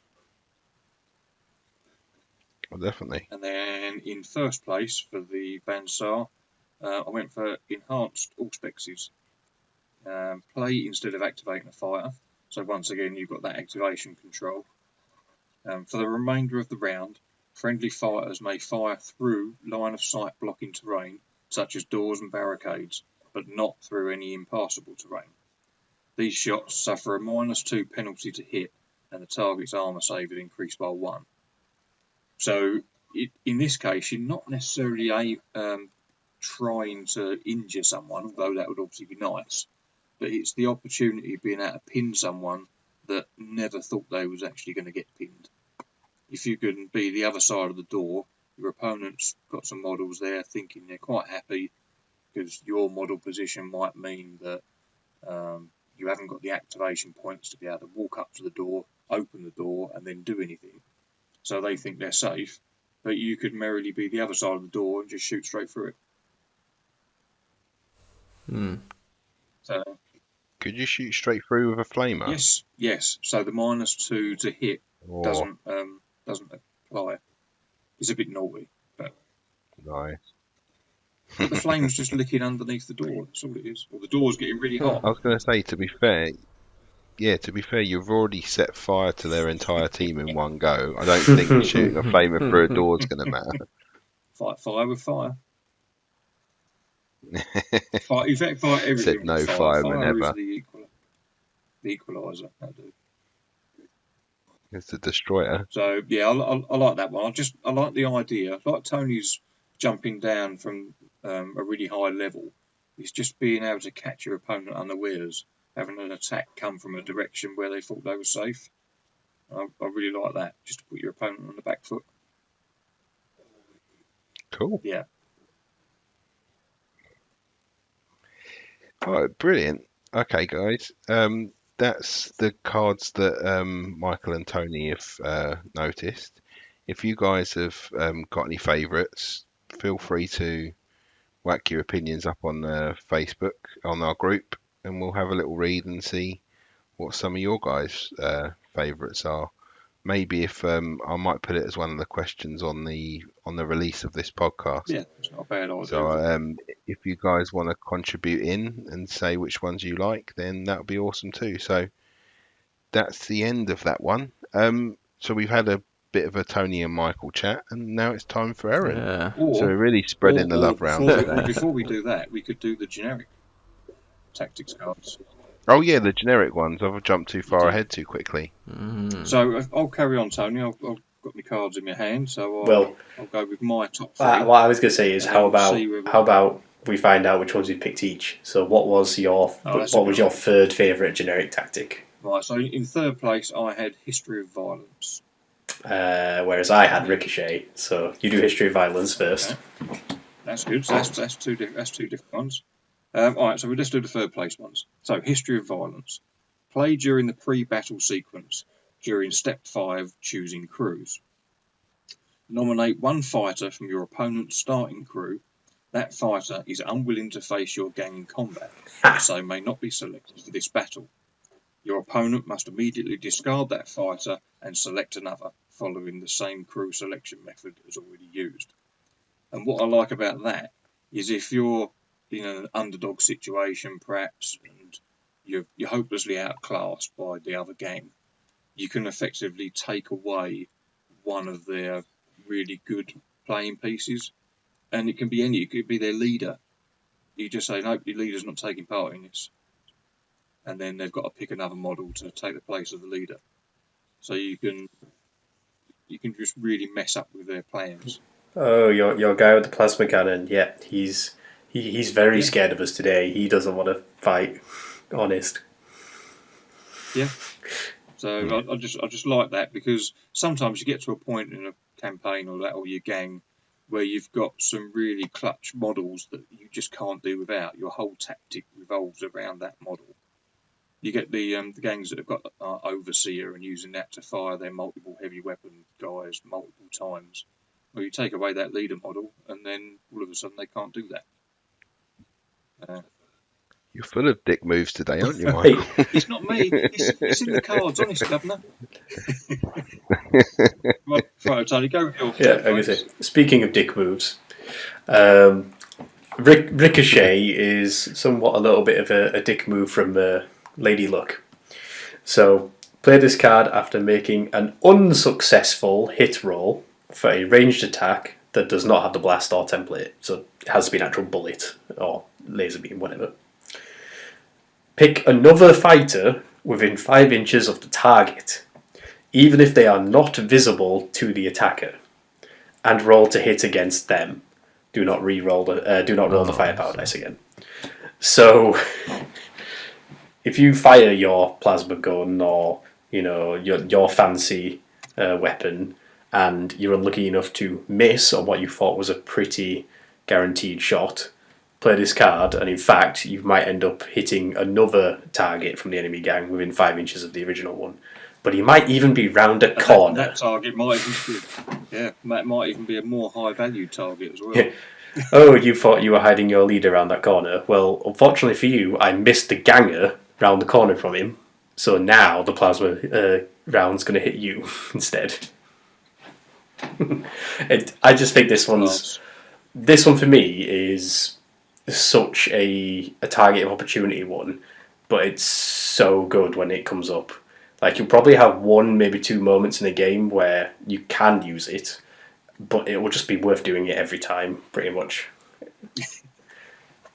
I just, again, attacking from unexpected angles. Oh, you thought that person was hidden and out of sight and safe. Nope. Ricochet. Righto. So your second place option, Tone? So my second favourite generic card was Reaction Fire. Okay, I went for Thundering Charge, and this was kind of coming from the perspective of my Genestealer Cult army gang. Go on, do you want to do your Go on then, I'll do Reaction Fire first. So, Reaction Fire is brilliant. Basically, it's like Overwatch in Necromunda, like classic Overwatch. So, play this card when an enemy fighter is activated, before they make their first action. Pick a fighter from your gang. That fighter can immediately make a shoot basic action against the activating enemy model, as long as they are in range and line of sight. So, one of the things that's brilliant about this is it doesn't even have to be one of your readied fighters. So one of your fighters could have already done their actions for the turn or got into position or whatever. Or this is absolutely brilliant at the start of the round when your opponent has got priority. So the amount of times there'll be someone there with a grenade or a firebomb or something, and they're just waiting to run around the corner and throw it at you. And it all comes down to if they get the priority roll. If they win it, they're going to get to shoot you first, and that's going to be bad. So on that time when they do get it, you use Reaction Fire, and when they declare they're activating with their fighter, you just knock them on their arse. The amount of times I've had someone declare a charge, and I've returned fire and pinned them, which now means they can't charge, because they now need to use at least an action to stand up. Sometimes you might just get lucky and just take them out of action straight away. I once, someone was about to try and run up and arm a frag mine, and when they activated, I shot them in response, and it detonated the mine that they were carrying, which then harmed the rest of the gang they were with, who obviously they weren't going to be stood by when they were supposed to be running off and arming it. It's just such a brilliant one. Again, right moment, right time, right place, and it'll win games. And even if that doesn't come up, you're still going to get a brilliant moment to use it where it's going to do something. Yeah, it's solid. It's a good one. So my second place one was Thunder in Charge. Play when a fighter makes a charge action, but before they move. Instead of adding D3 to their move, the fighter's move is doubled. So this, for me, is really handy for my Genestealer Cult acolytes that have got their very expensive close combat weapons, because that D3 inches on top of your basic move is so unreliable for getting a long charge. But being able to double your movement, it's a guaranteed distance, and it's much easier to judge whether you're actually going to be able to pull that charge off, or even to be able to get enough movement to get behind your opponent, so that should they survive by some miracle from having a rock saw to the face, that they've got to at least turn around to face you for their reaction attacks and have the extra -1 to hit. That's all good until I shoot you in response to you doing your brutal charge. Obviously. Rock, paper, scissors. Ooh, I concede that round. You win that round. Right. It's alright, because I have my ultimate trump card for rock, paper, scissors, which is my last and favourite generic tactics card. If you want to play rock, paper, scissors, I'm going to bring a Beastler. Okay. I've got Dangerous Footing. So go for your one, Tony, because I don't recall what that one is. So Beastler basically does what it says on the tin, and this is one of my favourite forms of ball control in the game. It's brilliant. A fighter can spend an action to play this card. Place the Beast Lair's marker within 3 inches of this fighter. Then they can move up to D6 inches. If they end their action within 6 inches of the lair, there's a chance they will be attacked as normal. So, again, introducing some chaos. Like, I'm going to place a beast lair marker on this key corridor next to this loot crate by the objective, whatever it is, and now all of a sudden that is a hostile zone for both gangs. But the thing is, I knew I was going to be placing it, so I've already positioned my gang where I want it to be. All of a sudden, you've got an extra horrible gribbly thing that's trying to harm you and stop you from getting to me, or stop you from getting where you need to be. I love it. But you can also use that if you was to move into the thick of your opponent's gang, and then rather than you charging in to fight the people, you can literally just drop that marker and then get out of dodge. Yep. And then you'll be leaving them to be the closest models and having to deal with it. Oh yeah, like one of the best uses I ever used it for was a loot cache raid mission. So I was trying to steal like at least 2 of these loot caches from the Vansar player, and basically because he's all sort of dotted around trying to guard them all, I was able to deal with the sentries on the first crate. But then what I did was, when we were getting towards the second crate, I ran a Juve ahead and basically dropped a beast lure next to it to basically say, yeah, neither of us are going to have that crate now. Or at least not until one of our gangs has dealt with the beast. So, while his very expensive and few in number Vansars took this as a very big warning sign and decided to avoid that area at all costs, I instead proceeded to keep sending in Juves who would keep dragging the crate a couple more inches away from the beast before the beast beat up that particular Juve. Sacrificial lambs to the slaughter. Yeah, it was like, right, here's the beast marker. That means all those horrible Vansar plasma guns are going to go away now. And all we have to do is we just have to keep, periodically feeding Juves to the beast until we can drag the crate out. And then, I guess we'll go in and, we'll recover those Juves. Did you say the characteristics of the beast? So, I know the characteristics of it have changed a little bit in the updates, and I'm not familiar what the latest change is. But basically, it's kind of got like a brute style profile. It's got like 3 wounds. I think it strikes at it strikes a strength equal to 6 minus the number of inches you are away from it. So basically, the closer you are to it, the harder it hits you. If you're just on the periphery, it hits you at like strength 1 or 2 or something. But if you're right next to it, it hits you like strength 6. It's pretty harsh. Like it basically deters you from going near it. I think what it used to be was, if you ended your move within 6 inches of it, you have to roll a dice, and you have to roll equal to or lower than the number of inches away. So if you were 5 inches away, if you rolled a 1, 2, 3, or 4, you were fine. On a 5 or 6, you get hit. If you were 2 inches away, on a 2+, you'd get hit, and on a 1, you wouldn't, and so on. And then when it hit you at like strength 6, like damage 3 or something. It basically just ate you. And when it comes to harming it, previously it was something like toughness 5 with like 3 wounds and a 5+ save or something like that. It's not the easiest thing to deal with. It's going to take a couple of rounds, even with some pretty deadly weapons, to clear it out without being harmed. And obviously it just really messes with anyone who would have to try and kill it in combat as their main method of harming it. No, it's a good one. It's really good. I love it. I might have to try using that in combination with this one.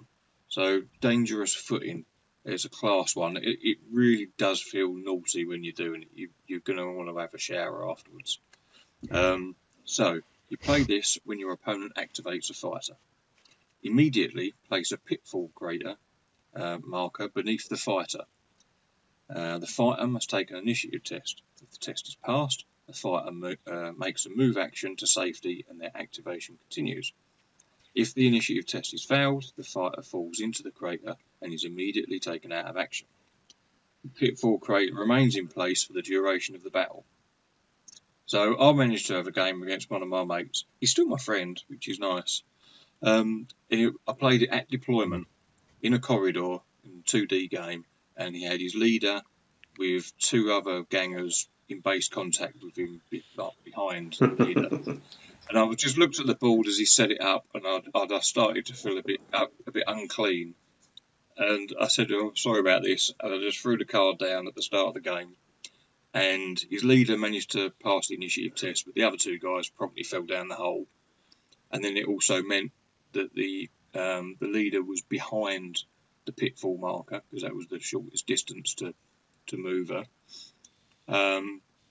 And then it basically cut off that bit of corridor, so she had to then attempt, when it was her activation, she had to attempt to jump over the pitfall, which luckily enough she actually made. She did get to the other side, so it wasn't a complete loss. But it was just so funny just to see 2 guys disappear straight off the bat. And from Tony's perspective, it's another one of those ball control things. Oh yeah. If that happened to be a key corridor in a particular scenario, then just even if there was only one model that was caught by it, if you can stop the flow of your opponent's gangers coming up that corridor, then that can make a big difference. Yeah, my favourite part about the melter charges is not the damage they do when they explode, it's the fact they leave a pitfall behind. Yeah. So, and there's so many more. You guys are mean. There's so many more in the deck to there's tons. They're all brilliant. Yeah. And even if you find yourself having them sort of crutch cards that you always take, you've only got to have a bit of a reset and say, you know what, for the next couple of games, I'm not going to bring that card, and then just take something else. There's loads of options. I have to say, as a side note, I think it really is worth playing without using the click or lucky find tactics cards, because I think that those tend to be the most go-to cards that people take. Oh, here's click, you ran out of ammo. Oh, here's lucky find, I found some ammo. Yeah. You know, every gang tends to have one deadly weapon, so someone always takes click to try and make the deadly weapon run out of ammo. The person with the deadly weapon always expects it to happen, so they always take lucky find for when they get clicked. At which point then it seems a bit redundant and no one got to play with any fun tactic cards, really. Yeah. I see your card. Mm-hmm. I'll raise you another. Instead, why don't we both play something fun, unusual and wacky? Yeah, and then Michael makes you fall through the floor. Okay, so I did obviously prematurely try and stop the thingy, but I think we're now actually done. So we'll quickly stop and then we'll go into Eren's hobby section.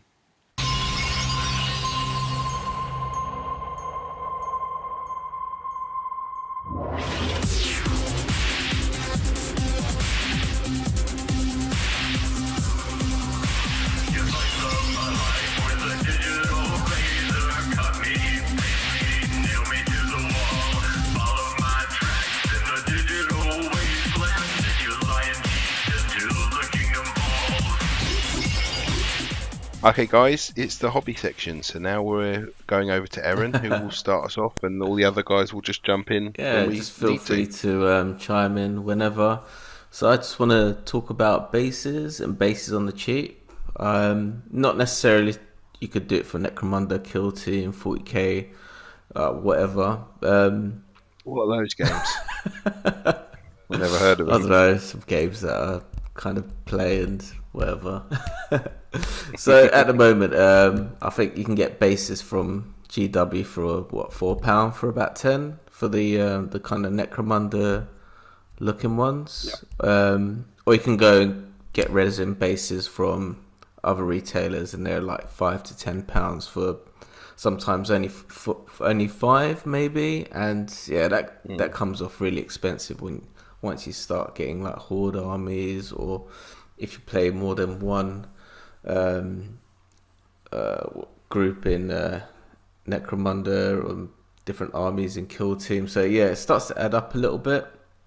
So I just want to talk about like ways you could just jazz up your normal bases that you get with your models. So like most of the time, the bases that you do buy are quite flat, and I find them just not really interesting. So I always prefer to make my own. Yeah, and it just doesn't take that much time really. It just takes a little bit of thinking and having a root around in your bits box to come up with like some unique looking bases.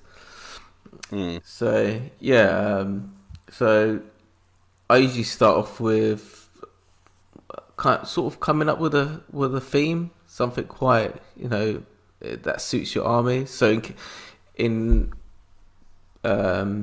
my, what are they called, Goliaths, it's been that long, my Goliaths, I wanted them to have this kind of junkyard feel, like they were climbing up on junk to sort of rain fire down on their enemies. So I wanted them to look like they were climbing on these like big like objects. I've got plasma guns that they've kind of climbed up on, and I think they look really cool. Like picking one cool little item in your bits box that becomes like the main focus of your base, and really making that stand out. So there's other like things you can buy, say static grass, resin props like skulls, but most of the time you've got them in your bits box, and I never throw anything away. Like door panels you get in tank boxes, or guns,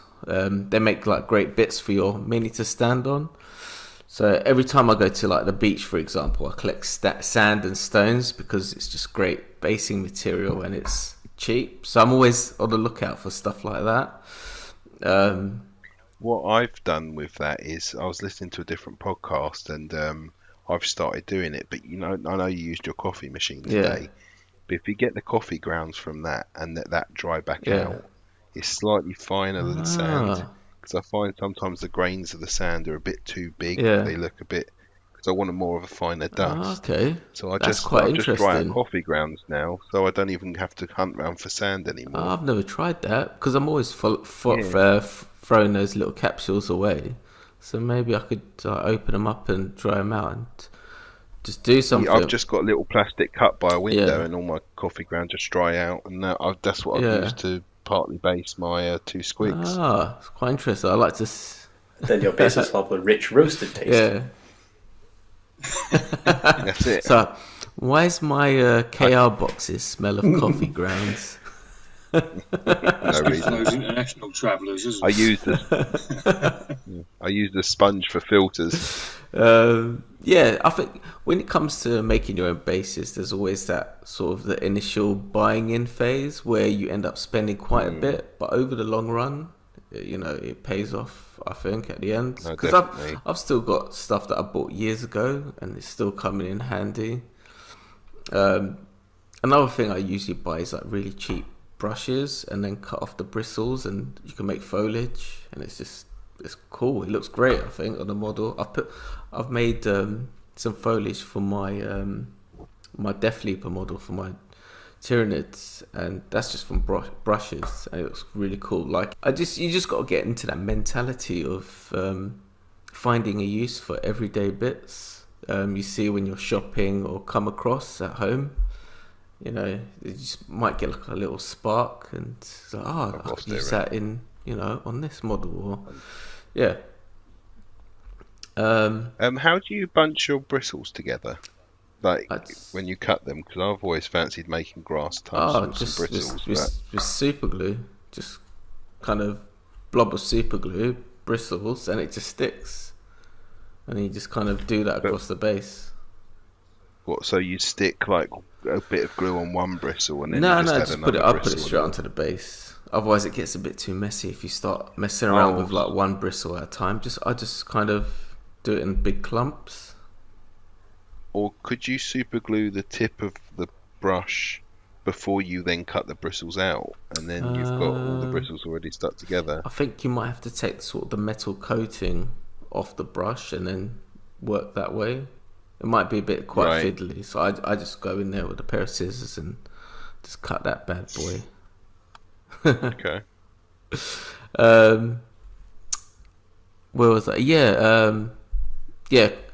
Going back to the theme, like have like a cool little theme in your head, and don't just pile everything on to a model. Otherwise, it looks a bit too like jumbly, and it looks a bit too chaotic.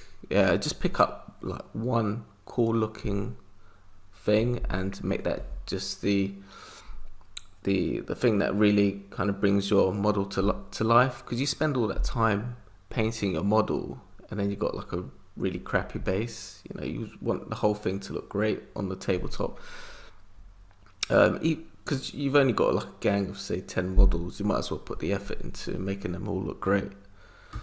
Yeah, definitely. Yeah. So check to see if your model can stand on it. That's like the next thing, really. There's no point in piling everything on and then your model can't stand on it or looks a little bit wonky. So just always check before gluing my model down, and then slowly sort of build around the layers of that one piece that makes your model look cool.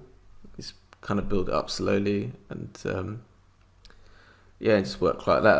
That's what I usually do, and I always put my stuff up and for you guys to see.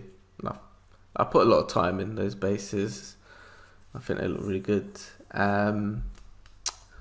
What else? You know what you're gonna have to do though? You're gonna have to put some pictures of your Goliaths up. Yeah, I know. At the moment, I'm painting up. What's his name? Gulliman.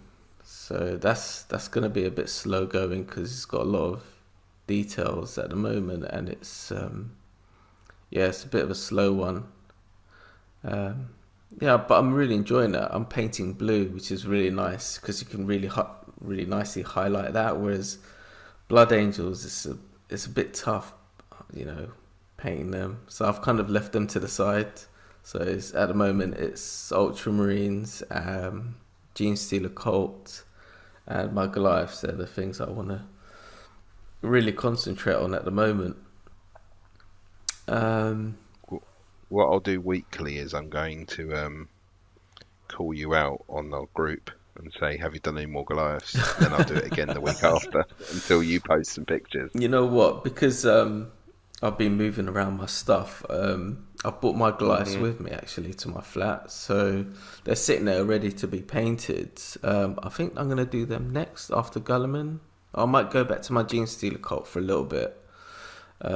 Get some of the new models.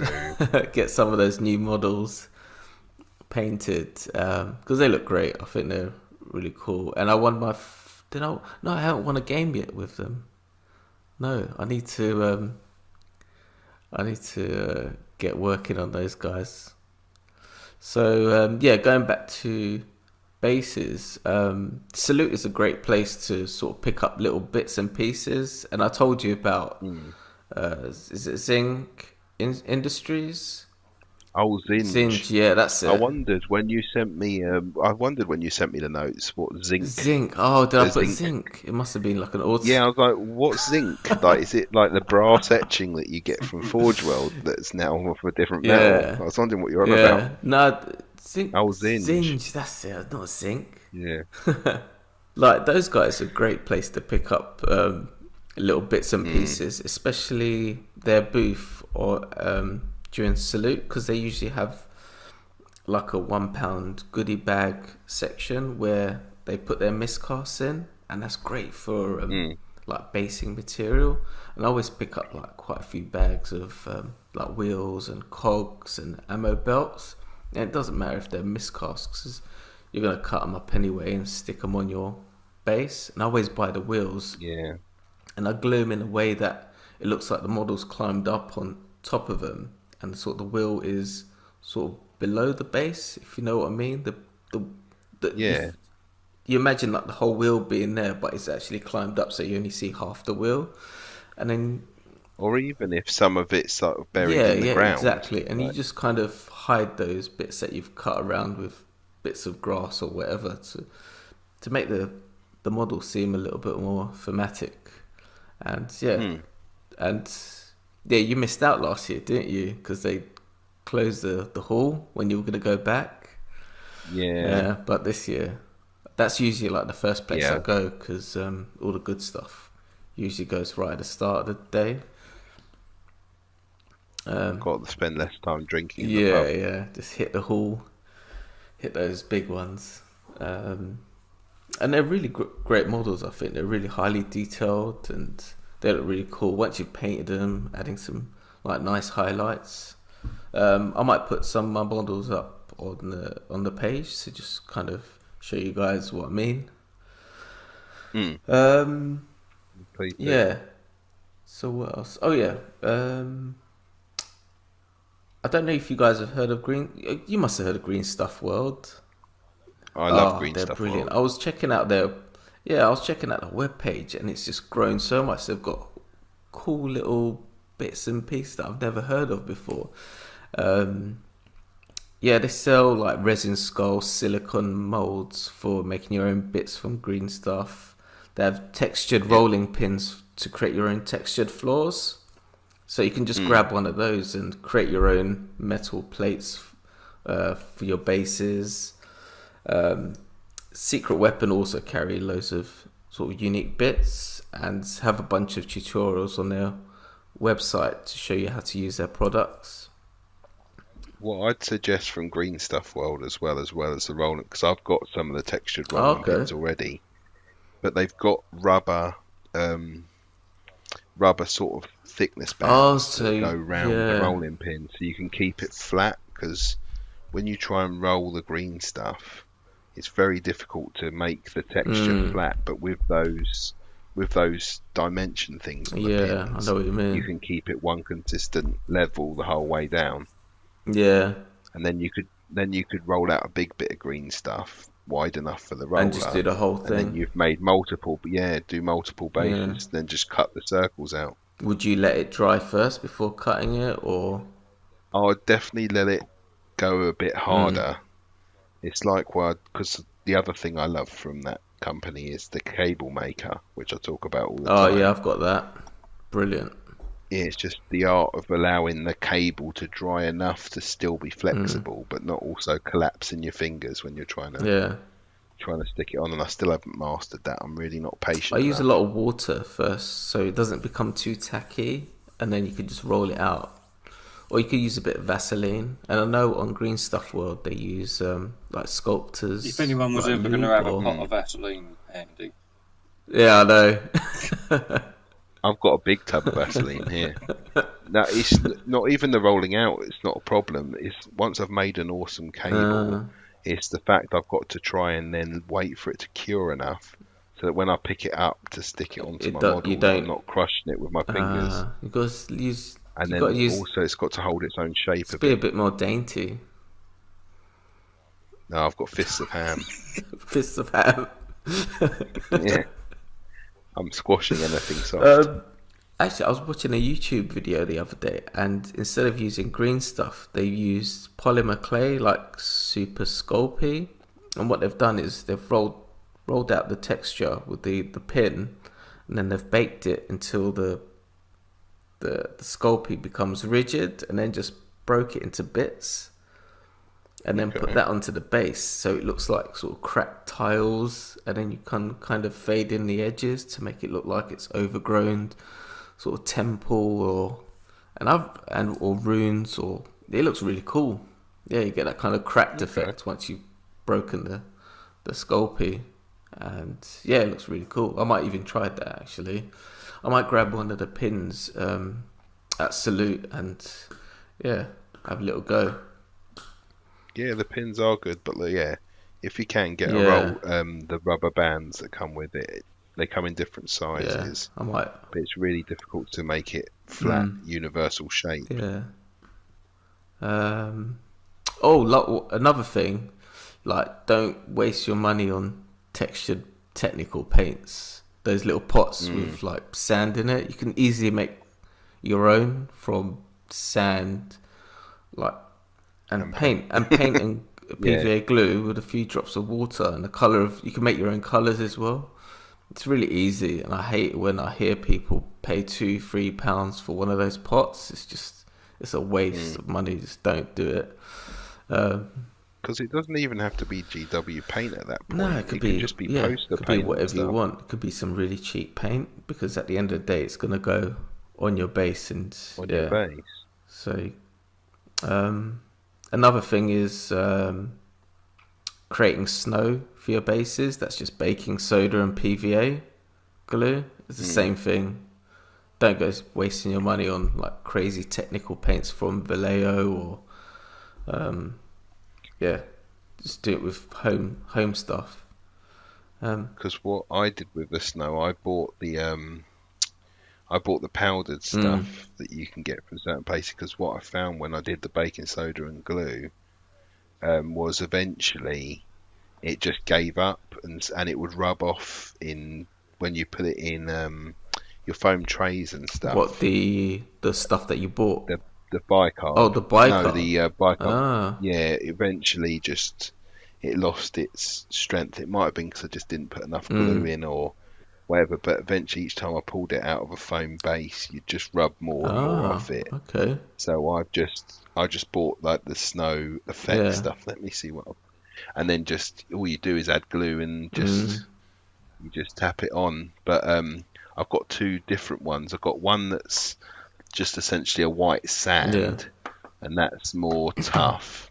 And then I've got a softer sort of, it's a bit like cotton woolish, and it gives that sort of effect of soft snow that you can see on people's bases, and that's from Foreground. Oh, okay. And that's like a sort of static grass, but white static grass, so it gives a really soft sort of freshly done snow sort of effect. I see what you mean. So it just depends on what sort of snow you want to go for. Because but yeah, I found the bicarb just eventually just rubbed away on my Blood Angels. I've never tried. At one point, it just fell off entirely. One of my bases, the snow just came off like I'd scraped it. You could just say it's... Or like I'd added salt. Just say it's summer. Yeah. Summer now. Summer now. Goes with seasons. Yeah. So I know Secret Weapon, they sell crushed glass, which is really weird, but it still gives that snow effect. But I don't know about having crushed glass on my bases and then it coming off and then it ending up somewhere. Be like you touching fiberglass. Yeah, exactly. You feel that it's doing something wrong to your body at some point. Yeah. Get a bit itchy. Just don't scratch yourself. But I think that is kind of basically it. I've made like a little note here about rust pigments, but I might link that to this video once it comes up and how to make your own rust pigments, because you could end up spending loads of money again on little pots of pigments when you could just make your own from stuff around the house, and I'll put a link to that in the show notes. Yeah, please do. I really would like to see that one. It's a little bit long. It takes a few days because you're actually making the rust yourself. You're actually growing it, so yeah, it's a bit long-winded. Oh, so it's actual rust. You're making it yourself. Wow. I just scrape it off someone's old car. You could do that, yeah. Just that as well. And sweep the garage floor if you like. But yeah, you can see a lot of these processes are quite long. But yeah, it just adds a little extra to your models, and I like going that little extra mile, and it just makes your bases and your models pop. That's it from me. Would powder paint work as a rust? Like, different coloured powder paints you can get. What, like? Would that work? Like you can get like dark brown and red and all that sort of powder paints. Would that work as a rust? Or is it too fine? Powder paints. Oh, what, you mix with water? Yeah, that old school stuff. Oh yeah, from like primary school. I don't know. I've heard people using pastels and just kind of rubbing it down and using that. Mashing it up. Yeah, you could use that. I might try and see if I can go to. I don't work at a primary school anymore, so if I just go into a primary school and take the powder paint, I'll probably get in trouble. Exactly. Don't want to be hanging around my primary school. No. But yeah, you could use pastels as well and crush them down. That's another Cool. method. But yeah, these are like little tips that I've kind of picked up from years and years of modelling. Cool. Yeah.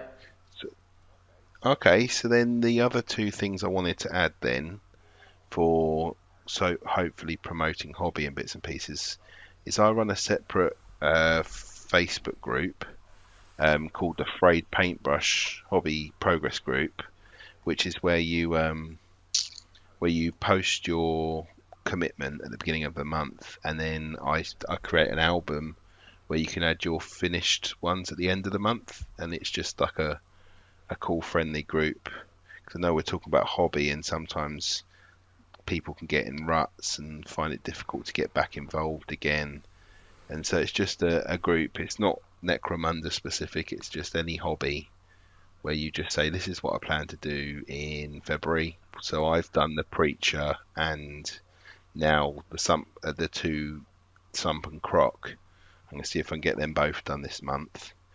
And yeah, and then I'll post them at the end of the group. So I know it's one of the linked groups on the our Chronicles group, so you feel free to find it there or just type it in. And there's one more thing which I kind of mentioned a little bit at the beginning, but we're going to do the Adeptus Terra podcast, which is where we're going for the Warhammer World trip. They run a Google Hangout, and we're going to do something very similar called Hangout with the Hosts. And essentially, any patron, once a month, I'm going to run a Google Hangout, which is essentially where you'd get your laptop running a video where you'd have a group of us all coming in at the same time and being able to have a group conversation whilst having a video chat, so we can see each other, we can show each other what we're up to, and it'll be once a month. I'm going to start the dates, and what I'll do is I'll email the Google link to all the people who are currently on the Patreon, and if they want to join in at that time, they feel free. I'll do a set time every month, and I will probably start a group up which will only be for the people who do the Patreon, and it will literally just be for the events of that group. So you'll just basically know when we're running it, and I'll post that link into there, and anyone who can join just joins. But I know I'll probably run pretty much every session on this. Yeah, I'll be there. You know, it'll be fun. Brilliant. To see what everyone's up to and get to chat to people. We don't even have to talk about hobby. We could just talk about whatever. God, no. We just shoot the shit, have a beer. Yeah. Yeah, and I'll essentially have it in my hobby room. Unfortunately, obviously we're all from the UK, so it'll be likely it'll be once my girls have gone to bed once, so it'll be from about 8 to probably about 10, and it'll be, like I say, once a month. I know, unfortunately, some people's time zones are slightly off, but I don't think I'm going to be able to do a hobby hangout at 6 in the morning to be able to get other people to join. But it's just another thing that's available, and I thought it'd be fair to give that to the people who have contributed to the group. So that will be starting from what month are we in now? Feb. That will start. Yeah, I know. Next month, like I say, I'm at the event and Warhammer World, but I'm sure I'll be able to work something out. Maybe one of the weekdays instead, doing it on a Wednesday or Thursday. But I will try and do it so it's a I can't do it on Wednesday because it's a kill team night. I mean, we'll work it out together. Shut up about kill team anyway, punk. But yeah, I will get that sorted, and I will give that out to the patrons. I will start a group and invite the patrons to it, and then on there I'll host all of the different event dates, so you'll know them in advance, so that it won't take you by surprise. I won't just host it like one day before the event and then assume people will be around. So it will be planned and available. So that will be something I'll be starting very shortly. And we will have our clothes on. Depending on your Patreon tier. I can't guarantee it. Yeah, exactly. I might do might two. Have to add like a special tier. Yeah, this is called Hangout with the host, and then there'll be like a hangout with the host. Yeah. Hang out with your wang out with the hosts. hang out with the hosts, and the hosts hang and out. That will be the exclusive. Not instead of hangers on, that hangers out. Oh, hangers out. Okay, we're already. So the good thing is that I know that we need to move on because we're already at the point where we're talking rubbish. Well, I know I am. First 10 minutes of the show, before we jump into games played, has anyone played any games this month? I've played quite a few games of Kill Team. No, shut up. No, none this Kill month. Team. Hopefully, has anyone played any games moving forward, though. Okay, so should we just go into the thank yous then? Super. Okay, we'll have a quick break and then we'll come into the thank yous.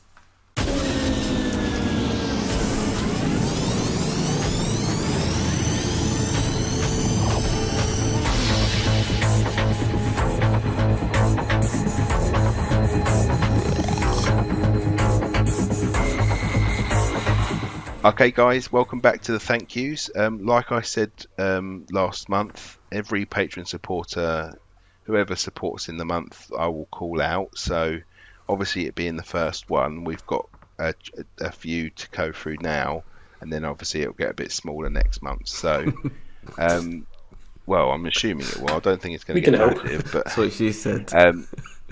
Yeah, exactly. But I'm sure we'll have a larger gang size every month. Okay. So thank you, Tony Bellew. I know he contributes quite a lot to the group. Carl Walker, Don Wong, Matthew Webster, Derek Cupper, Justin Clark, Steve Uden, Nicholas. Oh, sorry, Nicholas Janikowski. Sorry. Yeah, sorry for murdering your name. And Jason Turner. They're the ones who've already contributed to the patrons. So thank you guys. We really appreciate it. Thank you very much. And that's basically, it's taken me to the point now where I no longer have to pay for the hosting of the podcast with my own money to start with, because I've been doing that for over a year now. So thank you guys. Couple more. Thank you for Peter Alexander M for the Horse Heresy Weekender stuff that he'd been putting up. That was really helpful in my part for this today. Also, thank you to Mark for his stuff on the bits he's noticed today, with the changes to the rulebook that we hadn't discussed. So thank you for that.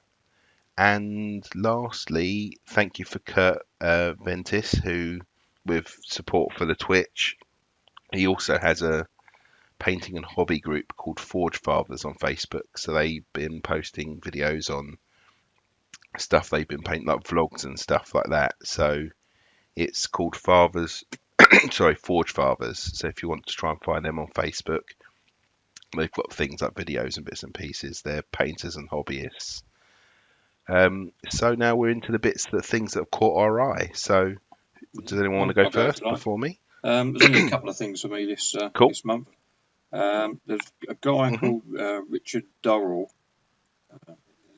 He was my first choice. He was my third choice. Excellent. Elizabeth singing from the same song sheet. He posted a series of photographs from some campaign games that he was having, and it was just the case that the tables looked fantastic. There was loads of terrain on there, all multi-levels, and it was all painted well. And he managed to get some really interesting camera angles, like just sort of model's eye views of different things. And he just felt like he was in the game. I just wanted to thank him for posting those. It is brilliant. Cool. He's made me very, very jealous. And then another one that I've spotted recently is a guy called Alexander Lund. And he's basically got some Forge World Zone Mortalis tiles by the looks of it. And he's jazzed them up and Necromunda inside them. And there's one element to one of the tiles. It's got the what's it called? The waste compactor type arrangement on it.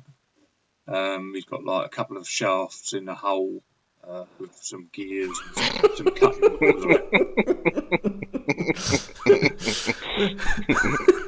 it. Ladies. Where do you keep your shaft? So this is what happens when there's such poor smuts from everybody. But anyway, it looks really good. He's got loads of sort of rust effects going on and stuff, and he's got these mashing teeth on these wheels, and you think you just push a model into that with a bit of knockback, and then they're dead. So that's all good. I'll share the photographs of this when we post the podcast. I think I saw it just as I was scanning through just now. It looked really cool. And that's me. That's me. Was that you, Michael? Tony, yeah, so as you've already mentioned, Richard Dorrell's amazing Necromunda board. That is what I aspire to achieve myself someday. But on top of that, there's been a surprising amount of Necron parts infiltrating our Facebook group this last month, used in very many interesting ways. First of which was by Trevor Smith, who I think has made a brilliant little conversion for the Dilac house pet. Yep. Yeah, it looks almost exactly like what I expect that little thing to look like. Little floating drone thing, lots of little tendrils and clippy fingers, and I can imagine it having all sorts of little diodes and electrical inputs and all sorts. It looks almost exactly what I expect it to look like, and I'm impressed that he's pulled off that nice little kit bash just for some Necron parts. It is. Yeah, it's very cool. And then equally, also Chris Idon. Is that it? Chris, yeah. Yeah, Chris has a Arachnorig that he's built up from all the Necron parts as well, from the Wraiths. That looks amazing. And I think one of the cleverest things about the way he's built it is how he can have it mounted to be either scuttling along, carrying the guy under the carapace, or have the guy stood up and running with all the flailing limbs from his Arachnorig on his back. It looks really dynamically posed, whichever way he mounts it. And I think that's really clever. Yeah, it's really, really nice, and now it's really coming together with all. Yeah, I'm looking forward to seeing that finished and stood with the rest of his gang, looking all very imposing. Yeah, it does look awesome. Yeah, those were my three. Tony? Sweet. Eren, did you? I haven't got any. You've literally had months. I haven't been on the group for a while. I know. We're all gonna have to I'm out on the group. Yeah, but I'll be back on. I've just been a bit distant from everything for the past, But that's what marriage will do to you. When we post this podcast up, I'll put some bits up and sweet. We'll go from there. Awesome. So I'll just finish off then. The only ones that I've got that are slightly different. So I've got Steve Uden's Zerka is now fully complete and painted and looks awesome. The one that looks like the guy from Borderlands a little bit. So that's really wicked. Tony Bellew for his Beastman Venator gang. You know the blue ones. The ogre in it and the ogre in it. One I've seen. Are they all blue? I don't think they're blue. Oh no, that's the. It's mainly Beastman, and then there's an Ogren in it. Oh, is that the one with the robot dog? No, I know what you're talking about. Let me just see.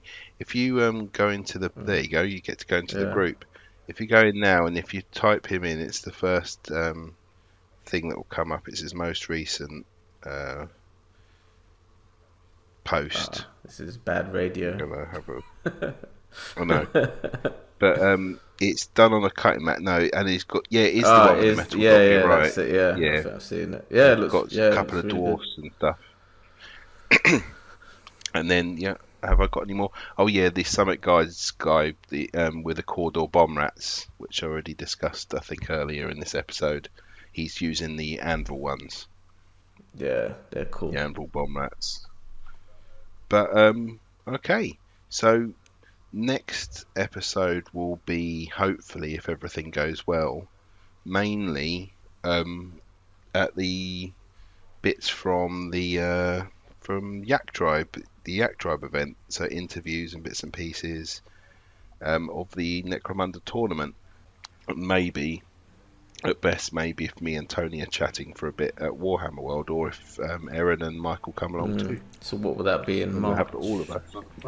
Yeah, end of March. Yeah, I'm really looking forward to it. Right at the end of March. But it might just be that I do all the interviews and bits and pieces, and then, because that'll give you a bit of time to actually do something with the editing, because otherwise you've just got no time. But I'm going to have to go because I'm about to have a coughing fit. Right. So, no, I'm doing it now. Alright, everyone, have a good month.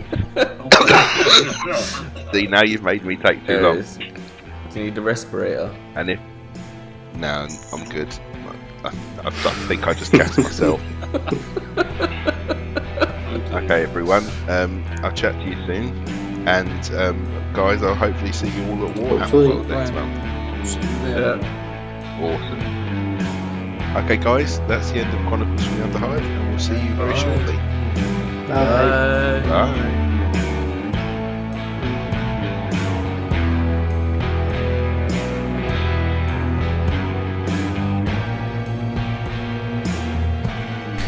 And that was the end of Chronicles from the Underhive, a Necromunda and Post Apocalyptic podcast. We hope you enjoyed it.